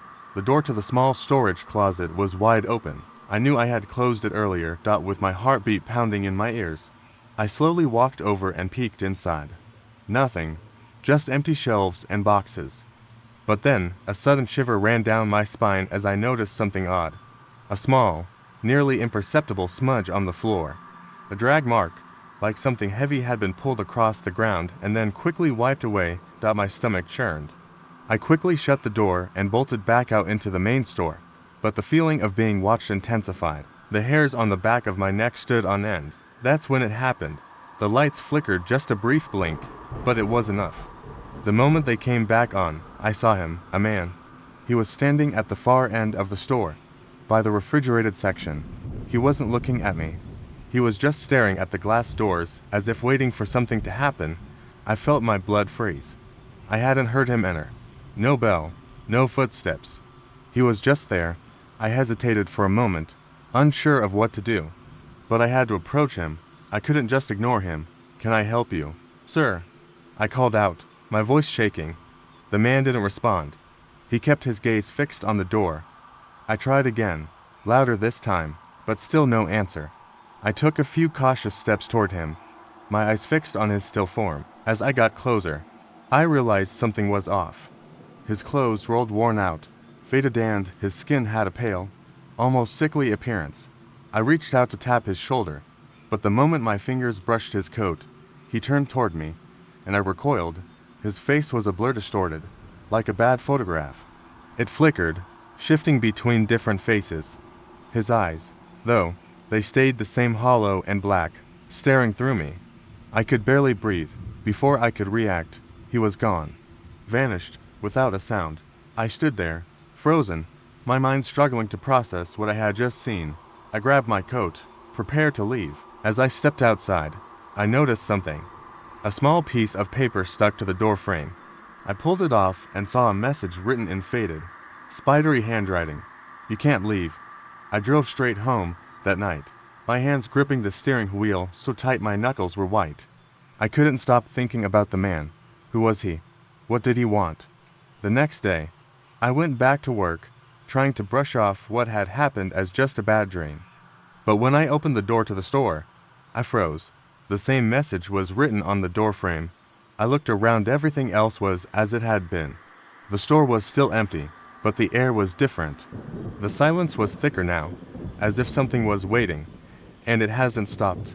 Every night, without fail, I hear the footsteps. The whispers, I can feel it. That man, he's still here. Watching, waiting, and now ... I'm afraid I'll never be able to leave. I'm not the type to believe in ghosts or any of that supernatural nonsense. I've always been a skeptic, especially when it comes to stories about creepy houses or strange occurrences. But that changed one weekend. My friends and I rented a house out in the woods for a getaway. The place was old, but charming, nestled in a clearing with towering trees surrounding it. We arrived late in the afternoon, the air crisp and cool, a perfect setting for a few days of escape. The house had this old-world charm: worn wooden floors, an overgrown garden, and creaking stairs that added to its character. That night, after dinner and drinks, we were all lounging around the living room. The fire crackled in the fireplace, casting flickering shadows across the room. It wasn't long before we started telling ghost stories, the usual stuff, spooky tales that only serve to make you laugh at how ridiculous they are. At least, that's what I thought. But then, Sarah, one of my friends, told us about the house's previous owner, an old woman who had lived there alone for years before passing away. People in the area said she had been eccentric, and some claimed to have seen strange lights in the windows at night. I didn't think much of it, just more campfire fodder. But something about the way Sarah described it gave me an odd feeling, like she wasn't telling the whole story. We all went to bed, but I couldn't shake the unease that crept in as I lay in my room, the wind howling outside. I tried to convince myself it was nothing, but as I drifted off to sleep, I heard it, a soft tapping. At first, I thought it was just the wind, branches tapping against the window, but then it came again, gentle, deliberate, like someone knocking on the door. I bolted upright in bed, my heart racing. The tapping continued, slowly, methodically. I was frozen, too terrified to move. Was it one of my friends playing a prank? I tried to call out, but my voice caught in my throat. The sound was too close now, as if whoever or whatever was at the door was standing right outside. Then, a whisper, not a voice from inside the house, but from just beyond the door. It wasn't words, just a low, guttural sound, like someone breathing heavily. I must have stayed there, motionless, for what felt like hours, but eventually, the sound stopped. I was too scared to go back to sleep. So, us lay there in the dark, staring at the door. Eventually, the morning light filtered through the windows, and the house felt quieter, more ordinary. The next morning, I didn't mention what had happened. I assumed it was just my imagination. Maybe the wind had been stronger than I thought. But, as we were having breakfast, Sarah mentioned something odd. She said she had heard someone walking around outside her window in the middle of the night.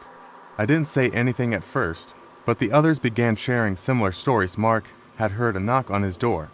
Emily had heard what sounded like footsteps on the stairs. We all chalked it up to nerves or old house creaks. But deep down, we all felt something wasn't quite right. That afternoon, we decided to go hiking through the woods, trying to shake off the unsettling feeling. We stayed out for hours, but when we returned to the house, the mood had shifted. The air felt thicker, and the house felt colder, though the fire was still burning in the hearth. It wasn't until later, that evening, that we finally saw something that didn't make sense. The front door, which we had all double-checked before leaving, was wide open. None of us had opened it. We stood there, staring at the door, unsure what to do. Mark walked over to close it, and that's when we all saw it. At the foot of the door, barely visible in the dim light, was a single, muddy footprint. It was large, as if someone had been standing there, right outside. But no one had been outside the house when we were gone. The tension in the room was unbearable. We all stayed close together after that, too afraid to be alone. We heard no more tapping or whispers, but the air remained thick, oppressive. It was as if something or someone was watching us, waiting for the right moment. That night, after we had all retreated to our rooms, I heard it again. A knock, soft at first, then louder, more insistent. But this time, I wasn't alone. I heard it from the other rooms too. We all got up, too scared to sleep, and met in the hallway. We walked down the stairs together, our flashlights shaking in our hands. The knocking stopped when we reached the door. We all stood there, eyes wide, too scared to move. Then, slowly, the door creaked open on its own. I'll never forget the feeling of cold air rushing past us as we stared into the dark night beyond. And then, as if in response to our shock, we heard it a laugh, high-pitched and unsettling, echoing from the trees outside. It was the old woman's laugh. But no one was there, nothing was there. We left the house the next morning, never looking back. It was supposed to be a weekend getaway, a break from the grind. My friends and I rented a secluded cabin in the woods, far from civilization, expecting nothing more than fresh air and quiet nights. What we got was far from peaceful. We arrived late in the afternoon. The sun was already dipping behind the trees when we unloaded our gear. The cabin looked like something out of a horror movie, old, with peeling paint and a crooked porch. But it was spacious and isolated, and we were eager to escape our hectic lives. The first night was uneventful. We cooked, laughed, and played games around the fire pit. The woods were quiet, almost too quiet. A strange kind of stillness hung in the air, but I thought nothing of it. It was just the isolation. Around midnight, we decided to head inside. I was in the bedroom on the second floor, alone. The others had their own rooms, and I preferred the privacy. I could hear them talking downstairs, but their voices were soon drowned out by the sound of the wind rustling through the trees outside. I was drifting off to sleep when I heard a faint scratching noise. It was soft at first, almost like a branch tapping against the window. But it didn't stop. It grew louder, more rhythmic, like something or someone was scraping at the wall outside. I tried to ignore it, convincing myself it was just the wind or an animal. But the sound didn't stop. It seemed deliberate, as if it were trying to get my attention. The hairs on the back of my neck stood up. I sat up in bed, listening. It was closer now, right outside the window. A loud thud made me jump. Then came a voice, soft, almost a whisper, but unmistakable. "Let me in." I froze. The voice wasn't clear, but it was close. Too close. I rushed to the window, my heart pounding, and pressed my face to the glass. The night was pitch black, no moon, no stars. I saw nothing, only shadows and trees. But the voice came again, clearer this time. Let me in. I backed away from the window, terrified. My mind raced, trying to figure out what was happening. I was alone upstairs, and the rest of my friends were downstairs, too far away to hear anything. What if it was someone playing a prank? But the voice sounded wrong, too low, too guttural. I grabbed my phone to call one of my friends, but I had no signal. Panic crept in as the voice came again, this time with a low, scraping laugh. I was paralyzed with fear. Should I check outside? Should I wake everyone up? I stayed still, straining to hear any sound, but everything fell silent. No wind, no scratching, nothing. I waited in the dark, my ears ringing with the silence. But after what felt like an eternity, the voice came once more, only this time, it wasn't outside. It was inside the room. I heard a faint rustling behind me, and I spun around to face the door. The door was slightly ajar, as I had left it when I went to bed. But now, the space between the door and the frame was too wide, like something was pushing it open from the other side. I felt my breath catch in my throat as I heard the scraping again, this time from the far corner of the room, near the closet. My legs moved before I could even think, and I bolted from the room, down the stairs, and into the living room where the others were still gathered, oblivious to what had happened. I rushed in, shutting the door behind me. I couldn't speak at first, just gasping for air. "What's wrong?" Mark asked, looking at me with concern. I had heard something. Someone outside the window, then inside. I stammered. I could see that my face was pale, and I knew I was shaking. "Are you sure?" Sarah asked skeptically. "You probably just heard an animal. You're freaking out," but I wasn't so sure. Something wasn't right, and I couldn't shake the feeling that we weren't alone. We all stayed up for the rest of the night, but nothing else happened. The wind had died down, and the air felt thick, oppressive, like the cabin was holding its breath. By morning, I convinced myself it was all my imagination. That morning, as we prepared to leave, I noticed something strange. There were long, scratch-like marks on the windowsill. I bent down to look closer, and to my horror, I saw that the marks weren't made by any animal. They were human-shaped, like fingers dragging down the wood. The others didn't notice, and I didn't want to scare them, so I didn't say anything.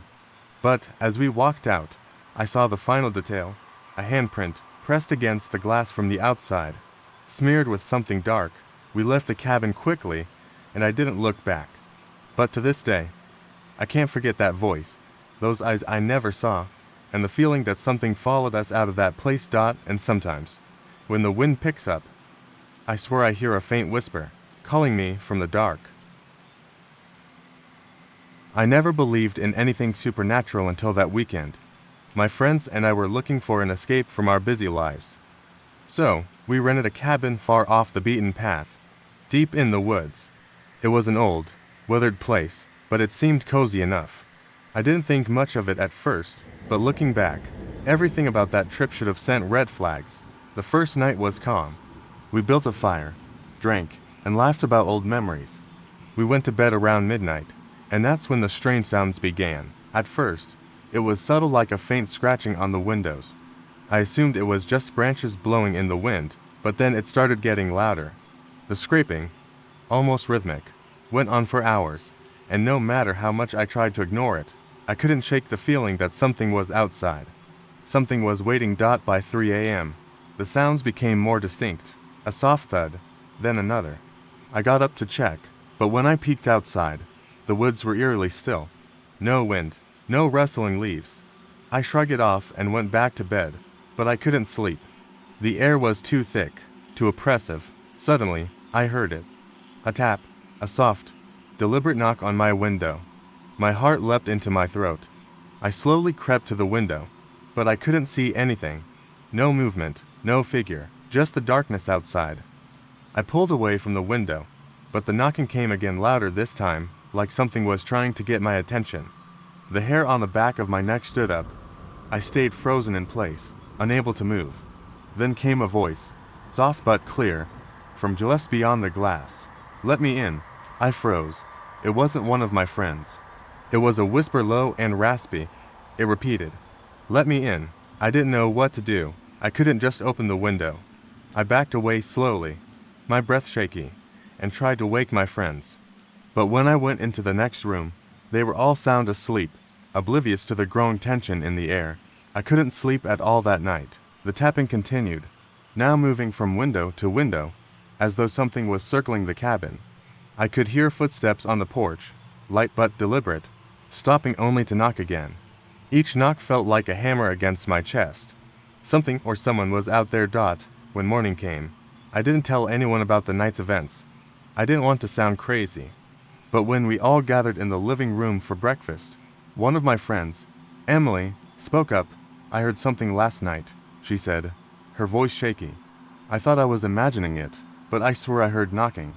It sounded like it was coming from my window. The others shared similar experiences, tapping, pacing outside, and even a voice. I felt a chill run down my spine. It wasn't just me. It wasn't just the wind or animals. Something had been outside, watching us. We decided to check the area around the cabin to calm our nerves. We walked around the perimeter, our footsteps crunching on the dry leaves. When we reached the back of the cabin, I noticed something strange. Fresh footprints in the dirt, leading toward the woods. They were large, deeper than any human footprints, and they circled the cabin in a way that made my stomach turn. They didn't look natural. "We need to leave," I said. My voice cracked. None of us felt safe anymore. We packed up quickly, eager to leave the woods behind. But just as we were about to drive off, I glanced back at the cabin. Standing in the doorway, illuminated by the dying light of the day, was a figure, a shadow, tall, unmoving, just standing there, watching us. I gasped, but when I blinked, it was gone. The doorway was empty. My friends didn't see it, but I knew what I had seen. We drove off in silence, not looking back. But the unease stayed with me. It wasn't until later, back at home, that I did some research. I found a local article from decades ago about a woman who had lived alone in a cabin in the woods. She had vanished without a trace. The article mentioned the same strange sounds, scratching, tapping, and a whispering voice reported by several people who had stayed in the area. And at the end of the article, in small print, was a chilling note: "If you hear the tapping at your door, don't answer. She's still out there, waiting." I haven't returned to those woods since. But sometimes, when the wind is just right, I swear I hear a tap on my window, a voice calling me to let it in, and I don't know if I ever will. Cabin in the woods, just me and a few friends. No distractions, no work, just nature. We had rented the place online, a secluded spot far from civilization. None of us were particularly into ghost stories. So when we arrived and saw how isolated the cabin was, it felt more peaceful than eerie. The cabin itself was charming, if a bit old. The walls creaked in places, but we didn't think much of it. The first night, after a few drinks and some laughter, we headed to bed, but sleep didn't come easily for me. The room was unnervingly quiet, except for the occasional gust of wind howling outside, and then scratch a faint noise from the other side of the cabin. I chalked it up to the wind or maybe an animal outside, but when the scratching sound continued, it became harder to ignore. It wasn't just random noise, it was deliberate, like something or someone was trying to get inside. I waited for my friends to make a joke about it. When no one did, I decided to get up and check. I crept down the hallway toward the front door, peering through the window at the darkness outside. Nothing. No movement, just trees swaying under the moonlight. I sighed in relief and turned to head back to my room. That's when I heard a soft, desperate knock on the door. Knock. Knock. It wasn't loud, but it was distinct. I froze. Who would be knocking at this hour, especially in such a remote place? I moved slowly back toward the door, my heart pounding in my chest. I didn't open it. I couldn't. I stood there, straining my ears for any sounds. There was nothing, no footsteps, no voices, just silence. I finally returned to my room, trying to ignore the nagging feeling in the pit of my stomach. I locked the door behind me, pulled the blanket over my head, and tried to sleep. The next morning, I mentioned it to my friends, hoping they would laugh it off. But no one did. Instead, Sarah, one of the girls with us, said she heard something too. She described the same scratching sound I'd heard, but from the window. She had thought it was an animal at first, but the knocking she couldn't explain. We spent the day hiking through the woods, trying to clear our heads. It felt like the cabin was miles away from any other human being. Still, I couldn't shake the feeling that we weren't alone, that something was watching us. That night, after dinner, we were all sitting around the fireplace, and the conversation turned toward local legends. Apparently, the area was known for being haunted, or so the locals claimed.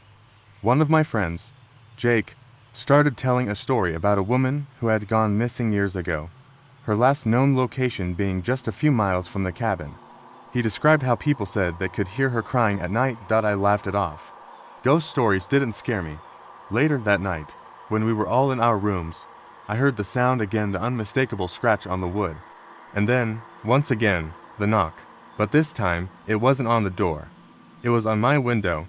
I rushed to the window and pulled the curtain back, heart racing.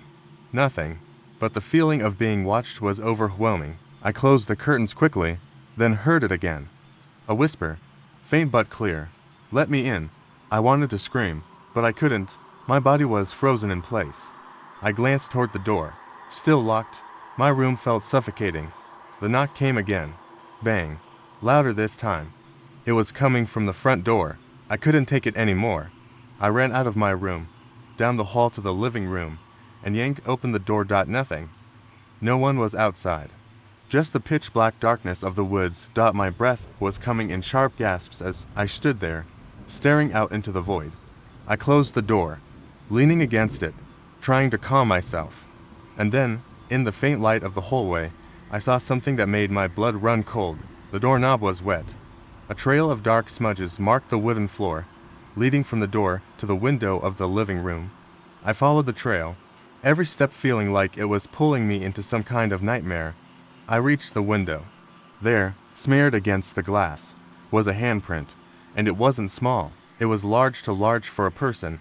I backed away in terror, stumbling toward the door. But when I looked out into the woods again, I saw something. A figure, standing in the distance, just outside the boundary of the trees. It was watching us. It was always watching.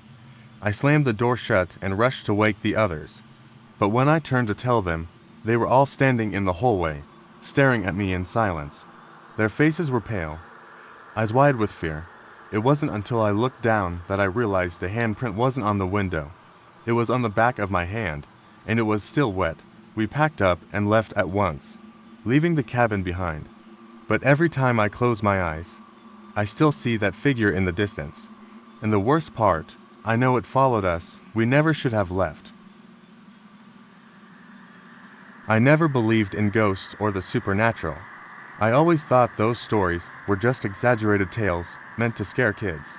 But that night changed everything. It started with a simple favor. A friend had asked me to house sit for the weekend while they were out of town. The house was old, a sprawling Victorian home with creaking wood floors and a reputation for being haunted. I laughed it off at the time. It was just a house. The first night passed uneventfully. I watered the plants, fed their cat, and binge-watched a few shows. The house had an eerie charm, with its antique furniture and dim lighting, but it was nothing I couldn't handle. On the second night, things started to feel off. The cat, normally calm and aloof, began acting strangely. She refused to stay in one room for long and hissed at empty corners. I dismissed it as animal behavior, though I couldn't shake the feeling of unease creeping over me. Later that evening, while I was reading in the living room, I heard what sounded like footsteps upstairs. It wasn't subtle or distant. It was deliberate and heavy, as if someone was pacing back and forth. My chest tightened. The house was supposed to be empty. I stood frozen for a moment, listening as the sound stopped. Summoning my courage, I grabbed a flashlight and headed toward the staircase. With each step up, the air grew colder. I tried to convince myself it was just an old house settling or my imagination running wild. The hallway upstairs was dim, the single light bulb flickering weakly. I walked toward the source of the sound, a guest room at the end of the hall. The door was slightly ajar, and as I approached, I felt a cold draft coming from inside. The room was empty, no intruders, no signs of anything out of place, yet the sense of being watched was overwhelming. I heard a third behind me, back toward the staircase. Whipping around, I shone my flashlight down the hall but saw nothing. My pulse was racing as I checked each room, finding nothing unusual. I finally decided I was overthinking it and went back downstairs, locking the bedroom doors behind me for good measure. That night, I struggled to sleep. The house was too quiet. Every creak of the floorboards made my nerves jump. At some point, I must have dozed off, but I woke up suddenly to the sound of whispering. It was faint, almost like a breeze, but unmistakably human. My heart pounded as I strained to hear the words. It seemed to be coming from the corner of the room near the window. I sat up, clutching the blanket, and turned on the lamp. The whispers stopped instantly. The room was still, but I could feel the hairs on my neck standing on end. I looked toward the window, and for the briefest moment, I thought I saw a figure standing outside. It wasn't clear, just the outline of something tall and motionless. I blinked, and it was gone. The next morning, I tried to rationalize what had happened. Maybe I was just overtired, or maybe it was the wind outside. Determined not to let fear get the better of me, I decided to check the entire property in daylight. Nothing seemed out of place until I opened the basement door. I had avoided the basement all weekend. Something about it felt wrong, like a part of the house that didn't belong, but now I felt compelled to go down there.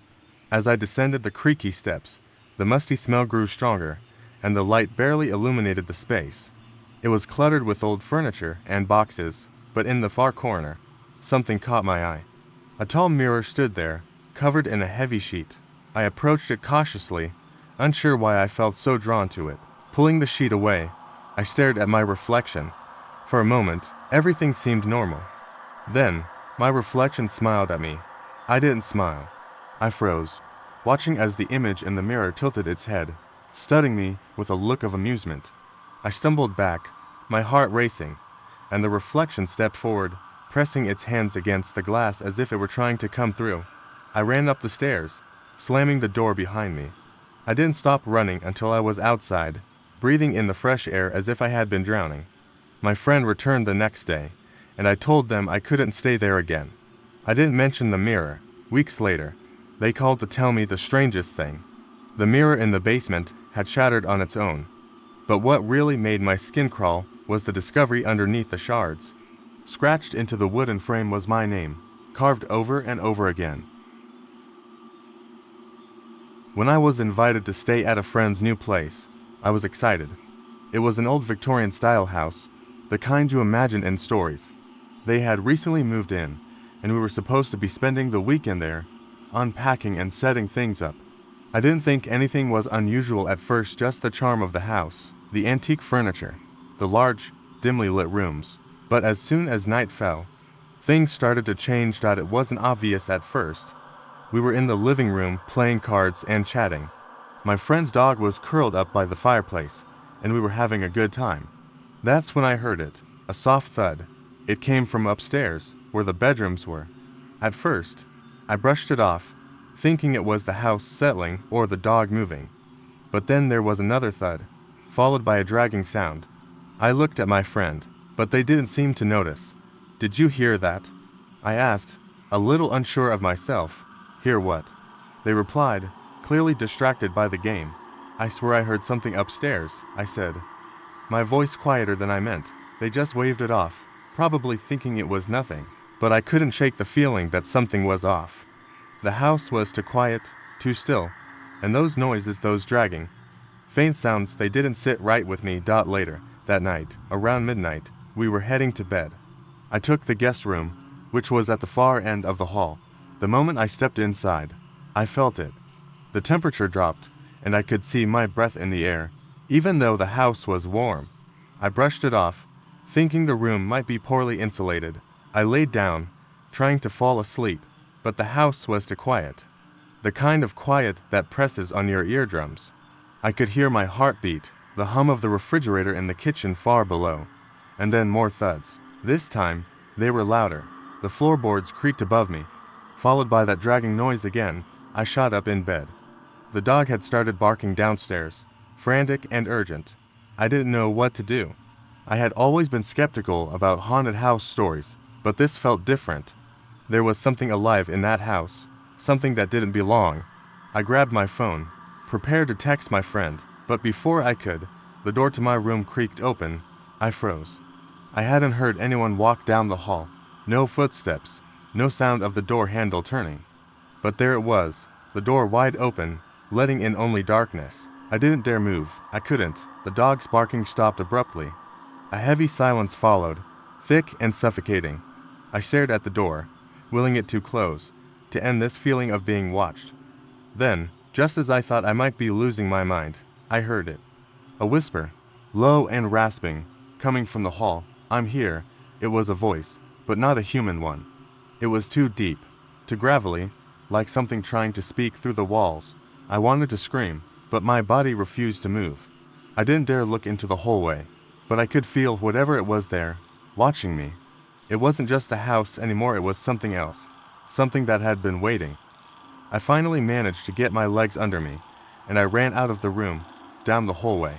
I was panicking now, heart pounding in my chest. I banged on my friend's door. They opened it, half asleep, but I could see they were immediately shaken by my expression. "What's wrong?" they asked, looking around. "You need to get out," I whispered, trying to control my breathing. "There's something in the house." I heard it, "It's here." They looked at me, their face a mix of confusion and concern. But before they could respond, the dragging sound returned. It was louder now, closer. I turned toward the stairs, and there, standing at the top of the staircase, was the dog. But the dog wasn't barking. Its eyes were wide, pupils dilated. Its body was stiff, as if it had seen something it couldn't process. It was staring at something or someone that I couldn't see. I stepped back, and that's when I heard the unmistakable sound of footsteps coming down the stairs. Slow, deliberate, like someone was savoring the moment. The footsteps stopped at the bottom of the stairs. My friend and I stood frozen, not daring to make a sound. And then, just as the silence became unbearable, the dog turned and bolted toward the door. Without thinking, we followed. I didn't care about the rest of the house. I didn't care if we had to leave everything behind.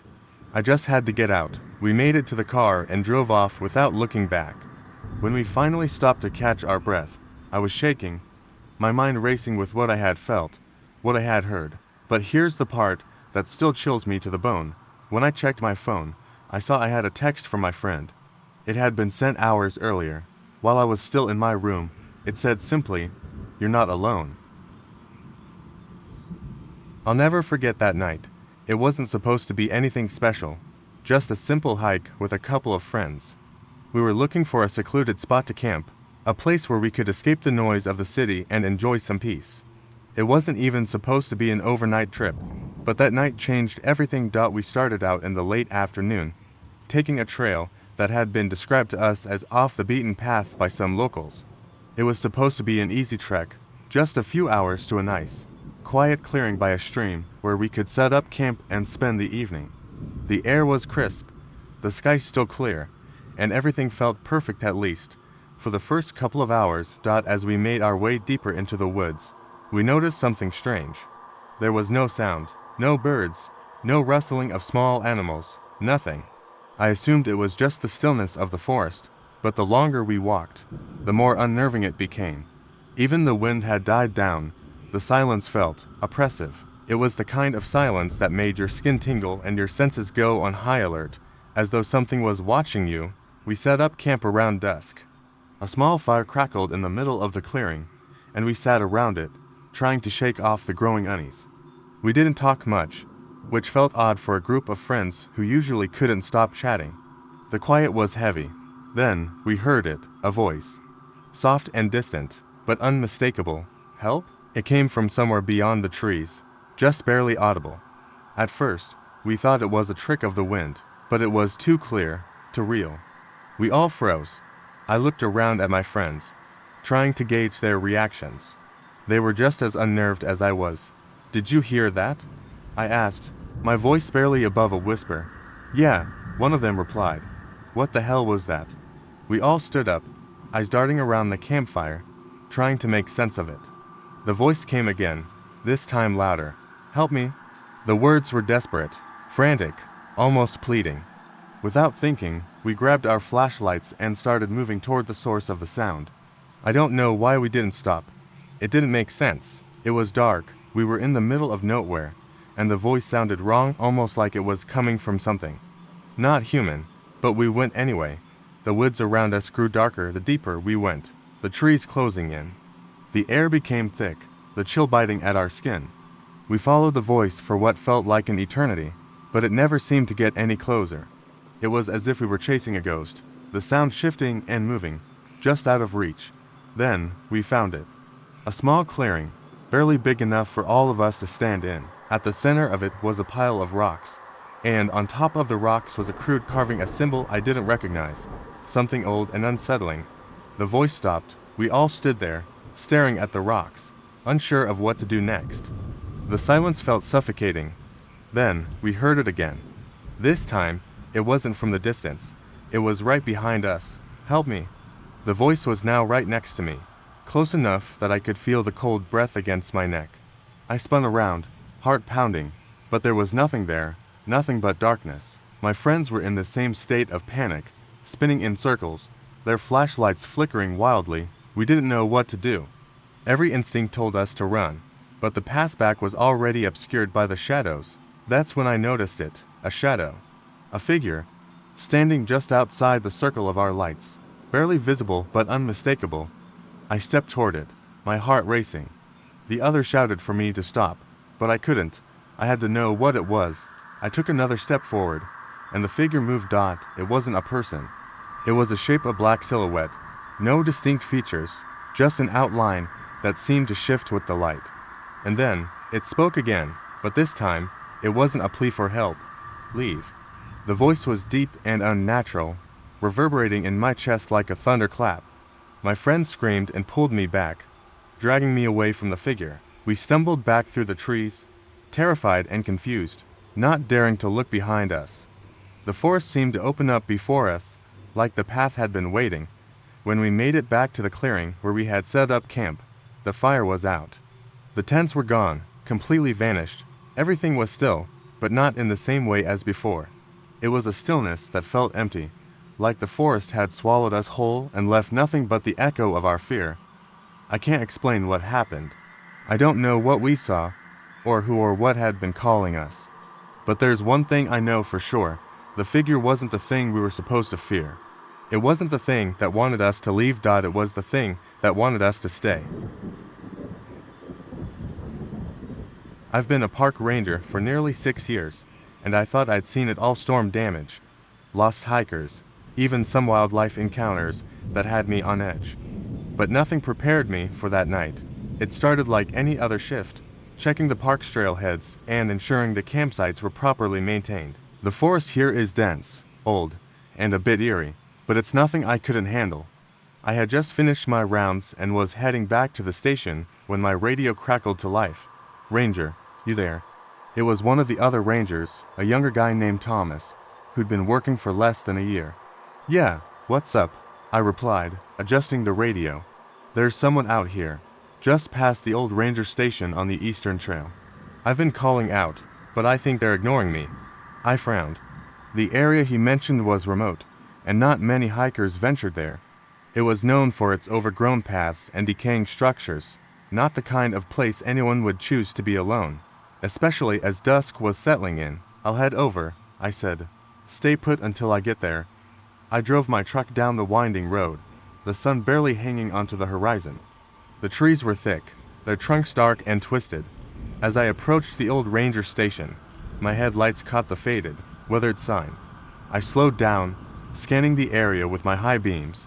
There was no sign of Thomas.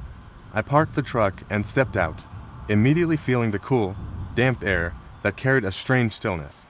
The kind of stillness that makes you uncomfortable. I switched on my flashlight and began walking toward the station. I was still calling out for Thomas, but the deeper I went into the woods, the more the silence seemed to press in on me. I made it to the station and found it just as desolate as I remembered: dulled wood, crumbling brick, and broken windows. I shined the flashlight around the area, but saw no sign of anyone. Then, something caught my attention. A footprint, fresh and large, was embedded in the mud just outside the door. I froze. The ground had been soft from recent rain, and the footprint was unmistakable to clear to be from an animal, but too large to be a normal human print. My heartbeat quickened, but I pushed the thought out of my head. I needed to find Thomas.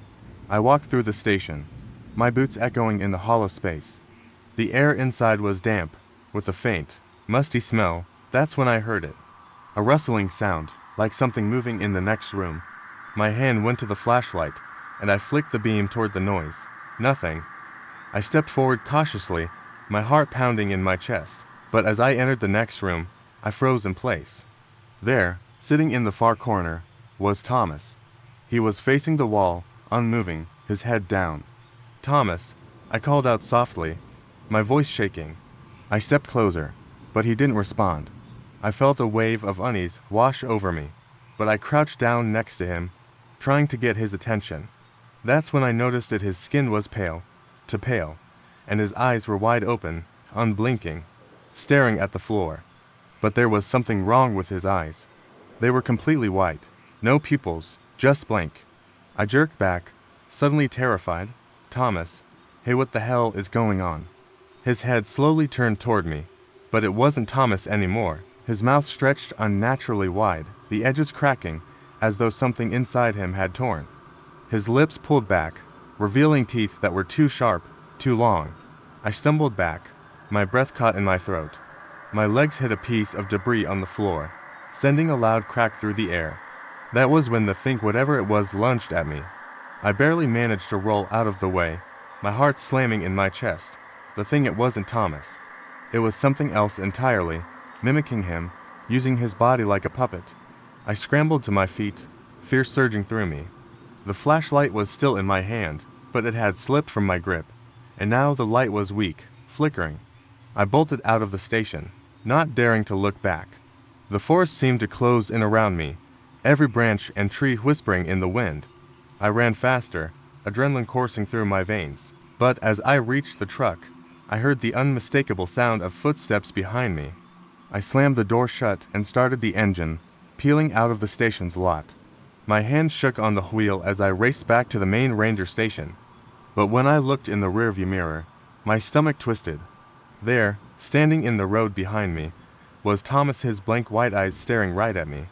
The last thing I remember, before I drove away, was seeing that figure disappear into the darkness, vanishing as if it had never been there at all. I don't know who or what I saw that night, but the rangers all agreed. Thomas had left the station hours ago, and there was no way he could have made it out there before me. That thing, whatever it was, had been waiting for me.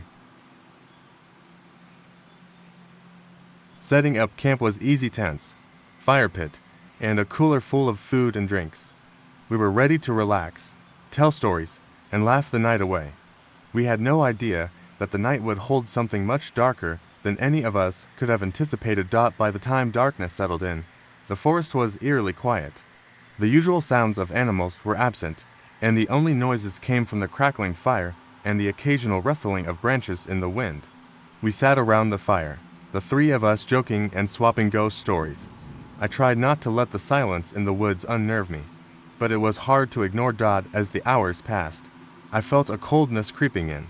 Not the kind you get from the night air, but a deep, unsettling chill that wrapped around my spine and made my skin prickle. I glanced over at my friends. They were laughing, but I could see the unease in their eyes too, though neither of them said anything. Then we heard it, a rustling, like something moving through the bushes just beyond the firelight. At first, we all brushed it off, blaming the wind, but it happened again. A low, almost human-like groan, followed by the snap of a twig. My heart raced. It was too distinct to be an animal, and too strange to be the wind. I stood up, my legs shaking, and stared into the darkness where the noise had come from. I could barely make out the shapes of trees, the shadows of the underbrush. My friends noticed my sudden tension, and stood up too. We huddled together near the fire. "Probably just a deer," one of my friends suggested, but I didn't believe that for a second. The sound had been wrong.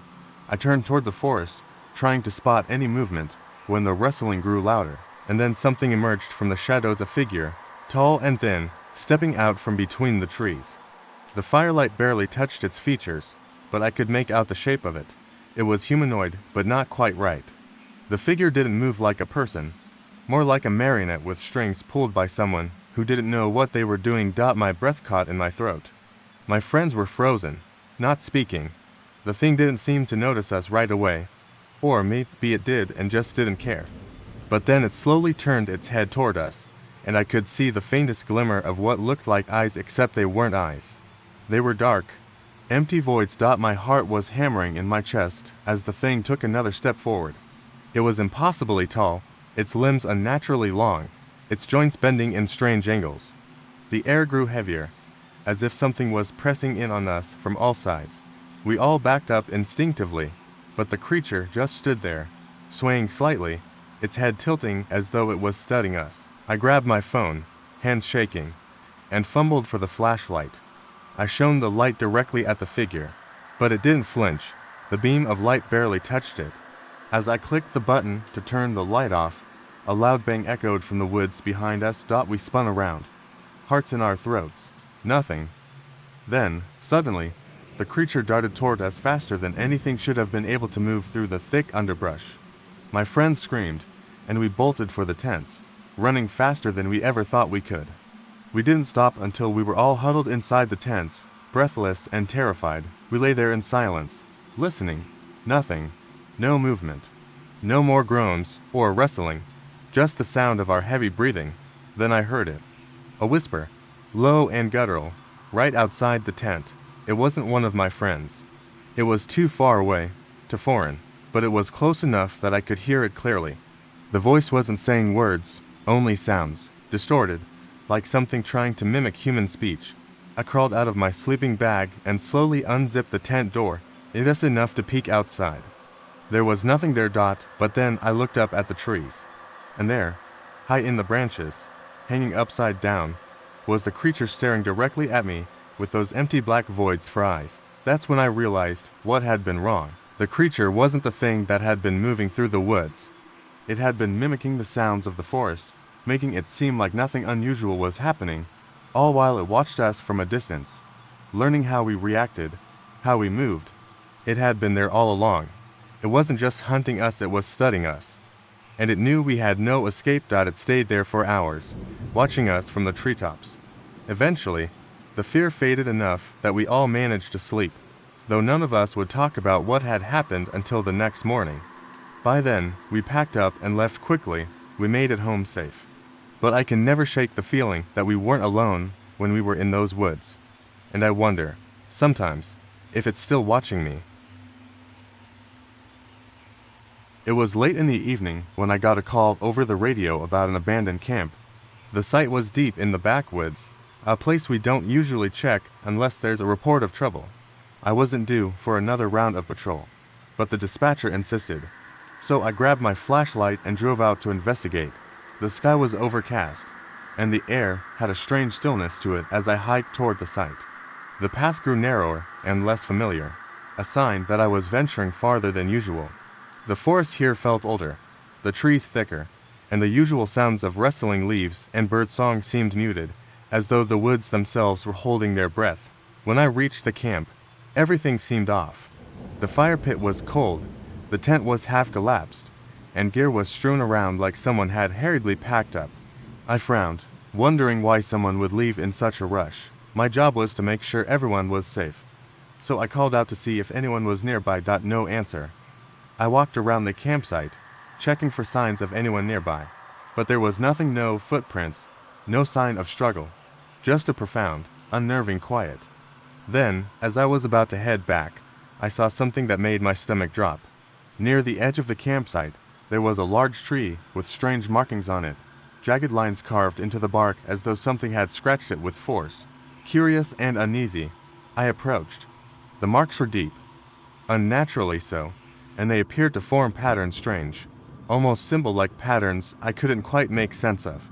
The hairs on the back of my neck stood up as I studied them, and a sudden coldness swept over me. That's when I heard it, a low, distant hum. It wasn't a sound I'd ever heard in the forest before. The air seemed to vibrate with it. It wasn't an animal. It wasn't the wind. It felt like it was coming from the ground itself. My flashlight flickered, then went out completely. I cursed under my breath, smacking the flashlight against my hand to get it working again. As I fiddled with it, trying to get the beam back, the humming grew louder, more intense. My heart raced. I had to leave, but something kept me rooted to the spot. A feeling, a sense of being watched. Then, the humming stopped abruptly. I froze, holding my breath. That's when I heard the footsteps. Not normal footsteps to slow. Deliberate. Crunching leaves and twigs, moving in my direction. My pulse thundered in my ears. I slowly turned, eyes darting into the darkened trees, searching for the source. I couldn't see anything, but I felt something. The air was thicker now, heavier. I took a step back, my instincts screaming that I was not alone. Then, as if from nowhere, a loud, jarring crash sounded behind me. I spun around, flashlight finally flicking back to life. The beam caught a figure standing at the tree line, just at the edge of the clearing. My blood ran cold. It was a person or something resembling one. Tall, thin, unnaturally so, and its body was covered in dirt and leaves, like it had been hiding in the forest for who knows how long. Its face was pale, almost sickly, and its eyes, I'll never forget its eyes. Black, empty, like voids, no soul behind them. The thing stood still, watching me, as the air hummed again, just beneath the surface. I took a step backward, my hand shaking as I reached for my radio. My voice trembled when I called in, trying to keep calm. I didn't want to take my eyes off the figure. Then, just as suddenly as it had appeared, the figure turned and vanished into the woods. I stood there for what felt like forever, heart hammering in my chest. When I finally gathered the courage to move, I couldn't get out of that campsite fast enough. I radioed back to headquarters, telling them what happened, but they couldn't find any record of any hikers or campers in the area that night. Nothing. I reported the strange carvings on the tree, but no one seemed to take it seriously. The next day, I went back to check, hoping I had imagined it. But when I arrived, the markings on the tree were gone, completely vanished. It's been months since that night, and I still can't shake the feeling that something is out there in the woods, something that's been waiting for the right moment to show itself. But the worst part, I didn't realize it until weeks later, when I was reviewing the radio transmission from that night. Right at the moment, I called for backup. There was a strange, static-filled voice in the background of the recording. It said only one thing: don't leave. It was supposed to be a simple camping trip for friends, a weekend in the woods, and a chance to disconnect from everything. No one expected it to turn into something we'd never forget. We arrived at the campsite late, after dark. The woods were thick with trees, the kind that seem to close in on you when you're not looking. We set up the tent, started a fire, and cracked open some beers, the usual routine. But there was something off about the place, something I couldn't quite put my finger on. The air felt too still, and the firelight flickered in a way that seemed unnatural, as if it were fighting against something. Around midnight, after we'd all had a few drinks, we decided to go for a walk. The moon was full, casting an eerie light through the trees. We followed an old trail, the ground soft underfoot, the leaves rustling faintly as we walked. I remember feeling like we were being watched, but we all laughed it off as just being the woods at night. Then, we found the cabin. It was tucked away behind a thick wall of trees, barely visible until we were almost on top of it. A dilapidated structure, windows boarded up, the door hanging off its hinges. We approached cautiously, but curiosity got the better of us, and we stepped inside. The air was stale, heavy with the smell of rot. The floor creaked under our feet as we explored the dark interior. At first, it seemed abandoned.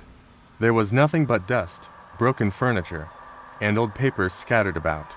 But then we found something strange, a small, hand-drawn map, tucked inside an old leather journal. It was crude, but it showed the area around the campsite, with a marked path leading into the woods. The map ended at a spot labeled the Hollow. We joked about it, but I couldn't shake the feeling that something wasn't right. I wanted to leave, but the others were already getting comfortable, snapping pictures, making jokes about the creepy cabin. Then, we heard it, a sound, a faint rustling, followed by what seemed like a soft whisper. We froze. The air grew colder, and the forest around us felt suddenly alive, as if it was closing in. Someone, Katie, I think grabbed my arm and whispered in my ear, "Did you hear that?" It wasn't the wind. The rustling wasn't leaves or branches. It was coming from outside, from the woods. We gathered up our things quickly and rushed back to the campsite. But when we got there, something was wrong. The fire had gone out, and the tent was missing, completely gone. The ground where it had been set up was now bare, and the logs from the fire had been scattered around the campsite. Panic set in. We called out, but there was no answer. We looked around the area, but it felt like the forest had swallowed everything up. The trees seemed to press in on us as the wind started to pick up, howling through the branches like a warning. Just when we thought we were losing our minds, a figure emerged from the darkness. It was a man, tall and gaunt, with wild hair and clothes that were torn as though he'd been living out there for years. His eyes were wide, unblinking. As he walked toward us, his mouth opened, but instead of speaking, he let out a low, guttural sound like something trying to escape, but unable to. We backed away slowly, terrified, unsure whether we should run or stay. But then he stopped, his eyes locking with mine, and he raised a hand, pointing toward the trees. His voice, when it finally came, was soft but chilling. "Don't go that way," he said, his voice trembling with urgency. "The hollow. It calls to you." Before we could react, he turned and disappeared into the woods, leaving us standing there in stunned silence. We didn't need to be told twice. We left the campsite immediately, walking as fast as we could in the direction we knew would lead us back to the car. We didn't stop to look back, but I could swear I heard whispers following us through the trees, like they were closing in, urging us to turn around. When we finally reached the car, we jumped in and drove straight home, not daring to speak until we were well out of the woods. But here's the thing. That map we found in the cabin, it wasn't just a map. We didn't realize it at the time, but it had a date on it, today's date. And when I went to throw it away, I saw something that made my skin crawl. A new mark had appeared, right near the spot where the hollow was. A single word, written and scrawled, uneven handwriting. You thought it hadn't been there before. And now it was. We never spoke of that night again. But I swear, I hear those whispers sometimes, late at night, when the wind is just right. I'd been excited about the camping trip for weeks. The idea of leaving behind work, phones, and city noise sounded like a perfect escape.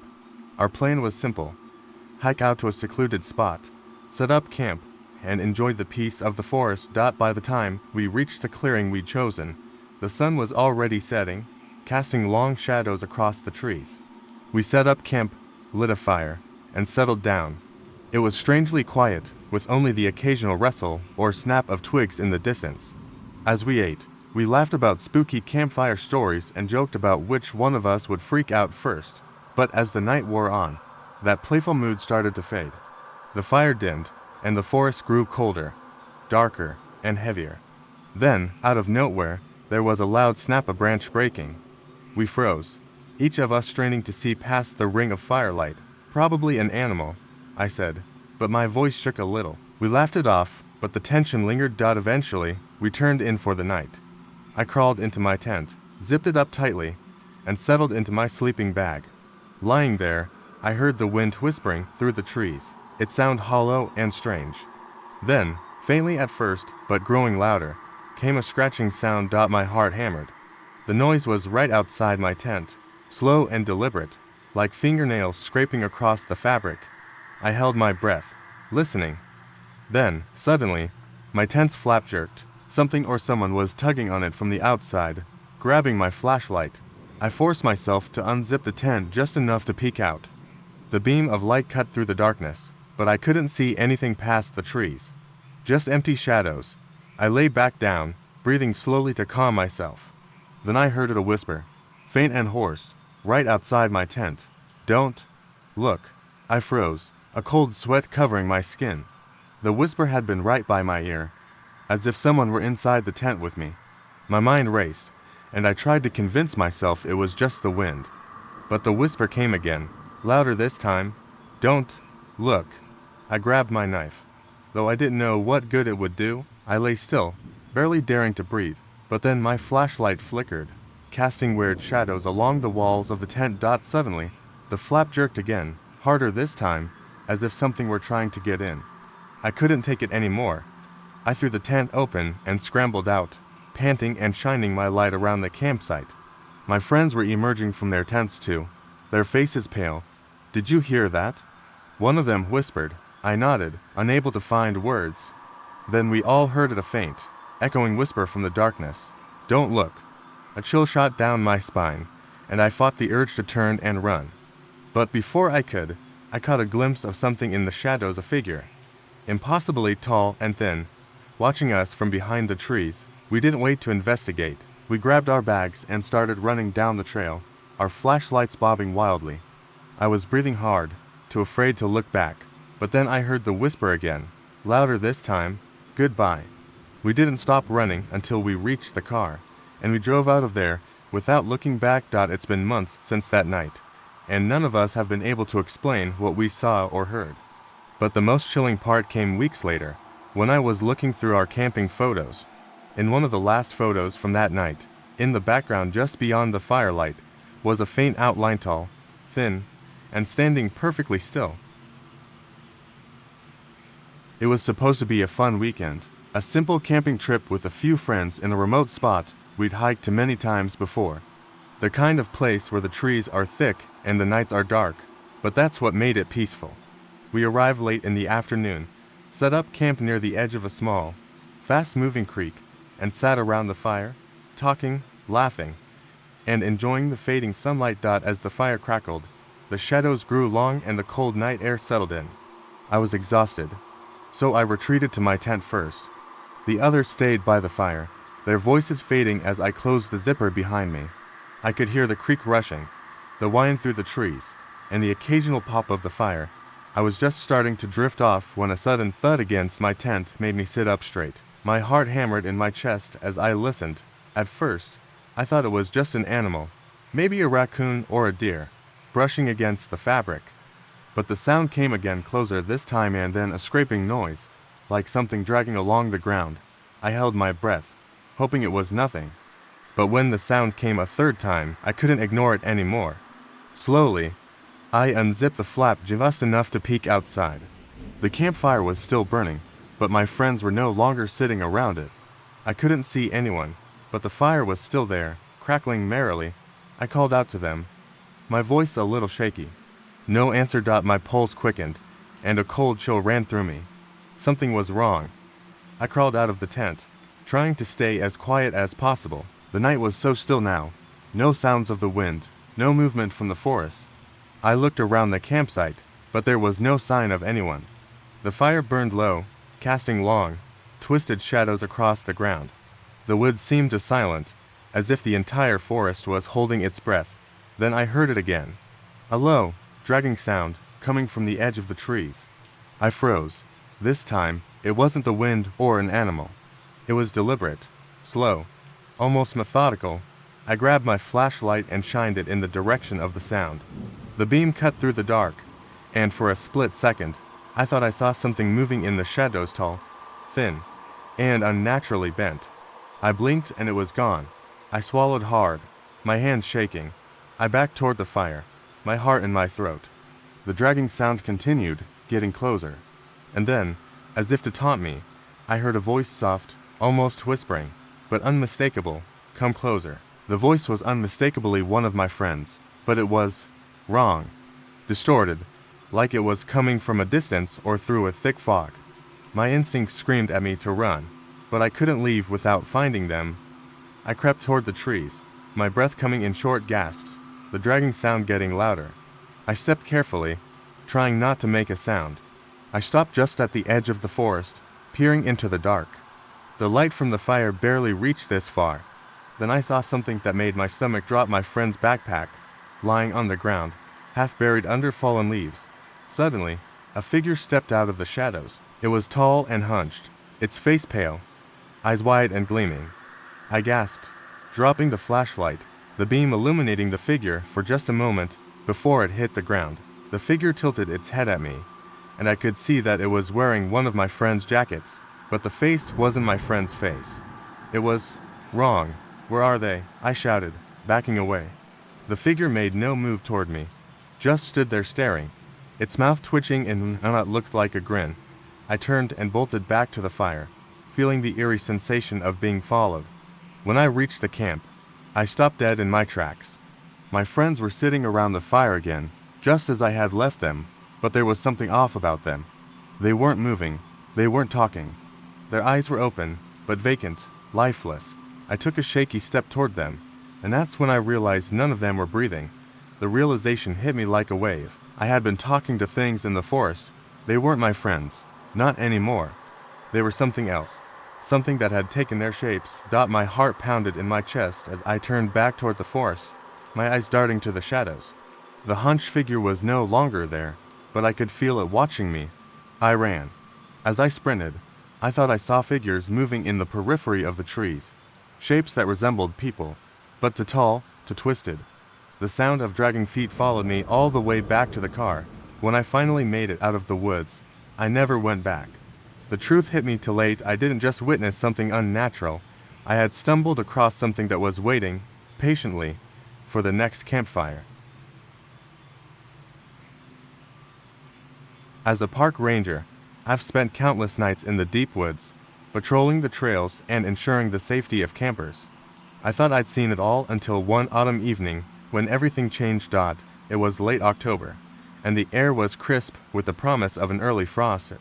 The sun dipped below the horizon, casting long shadows through the trees. I was on my usual patrol route when I noticed something strange, a flickering light deep within the forest. I dismissed it at first, thinking it was just a camper trying to set up their fire. But something about the light felt off. It wasn't steady like a campfire. It danced erratically, almost like it was alive. Curiosity got the better of me. I hiked toward the light, my boots crunching on the fallen leaves. As I drew closer, I heard laughter, high-pitched and disjointed, echoing through the trees. It sent a shiver down my spine. The laughter was not the joyful sound of campers enjoying themselves. It felt sinister, mocking. I hesitated, torn between my duty to investigate and the instinct to turn back. Just then, my radio crackled to life. Another ranger was calling in a report of strange noises coming from the woods. He described something similar, a flickering light and laughter that didn't sound human. My heart raced. This wasn't just my imagination. Something was happening. I pushed on, forcing myself to focus. As I neared the source of the light, I stumbled into a clearing. The sight took my breath away. In the center stood a large bonfire, flames leaping high into the night sky. Around it danced a group of figures, their movements jerky and erratic. They wore ragged clothes and masks made of twigs and leaves, their faces obscured. They twisted and spun, their laughter growing louder, filling the air with a chaotic energy. Frozen in place. I watched as they danced around the fire. My instincts screamed at me to run, but I forced myself to stay quiet. I needed to gather information.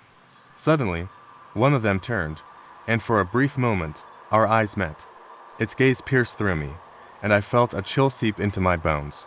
In that instant, I realized they weren't human. As if sensing my fear, the group stopped dancing and turned to face me.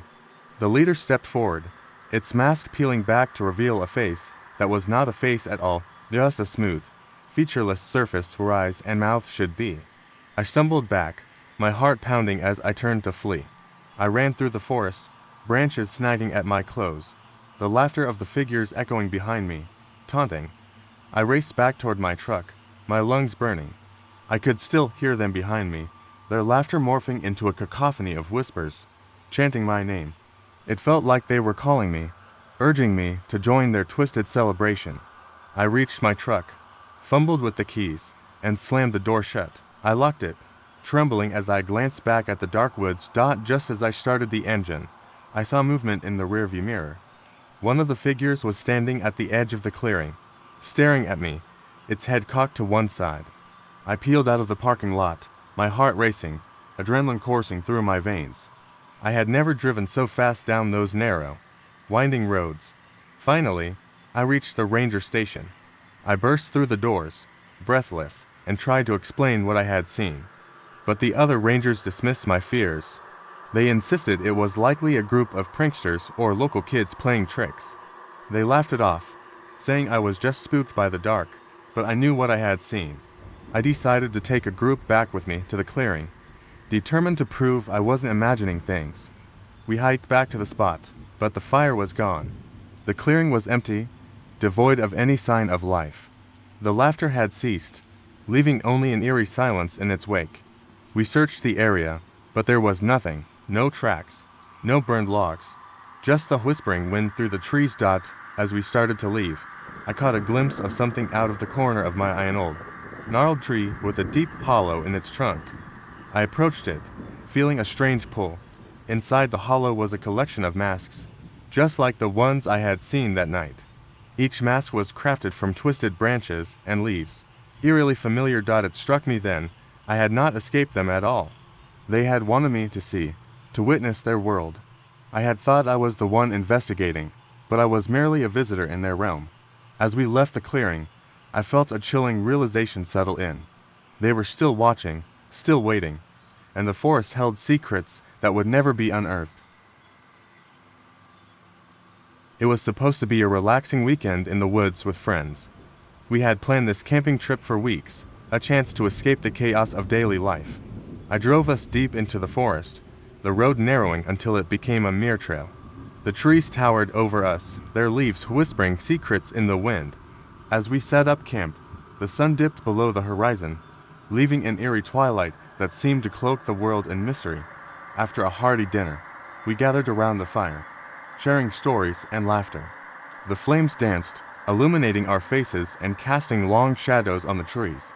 My friends, Yena, Matt, and Aaron, were all in high spirits, but I felt a strange unease creeping in. The woods were too quiet, too still, as if they were holding their breath. Yena suggested we go for a night hike. She had a way of always being the bravest among us, and her enthusiasm was infectious. Reluctantly, we agreed, grabbing our flashlights and venturing into the darkness. The beam of light illuminated the narrow path ahead, but the darkness quickly swallowed everything beyond. As we walked, the sounds of the forest seemed to fade, replaced by an oppressive silence that gnawed at the edges of my mind. About a half-mile in, we heard it. A low, rhythmic sound, like something heavy being dragged across the ground. It stopped us in our tracks. My heart raced, and I exchanged nervous glances with my friends. Matt suggested we investigate, and against my better judgment, we moved toward the sound. As we crept through the underbrush, we stumbled upon a clearing. What we saw made my blood run cold.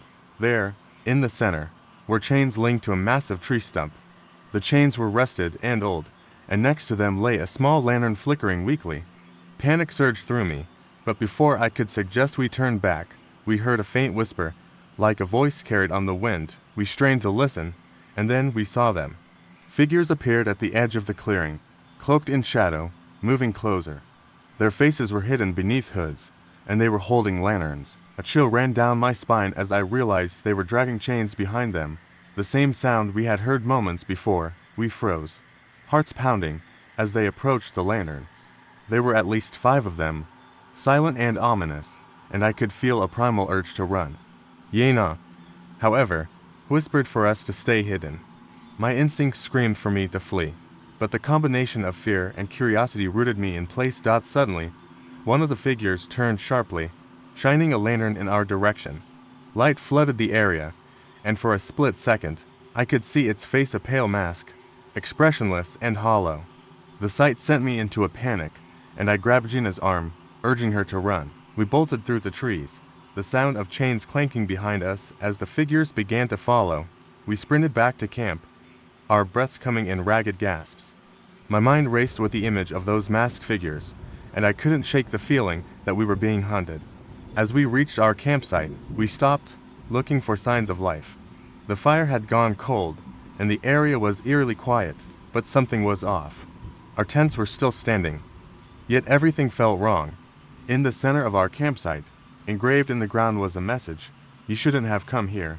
The letters were crude, as if scratched by something sharp and heavy. Panic surged again, and we scrambled to gather our belongings, adrenaline fueling our movements. Just as we finished packing, we heard the chains again, much closer this time.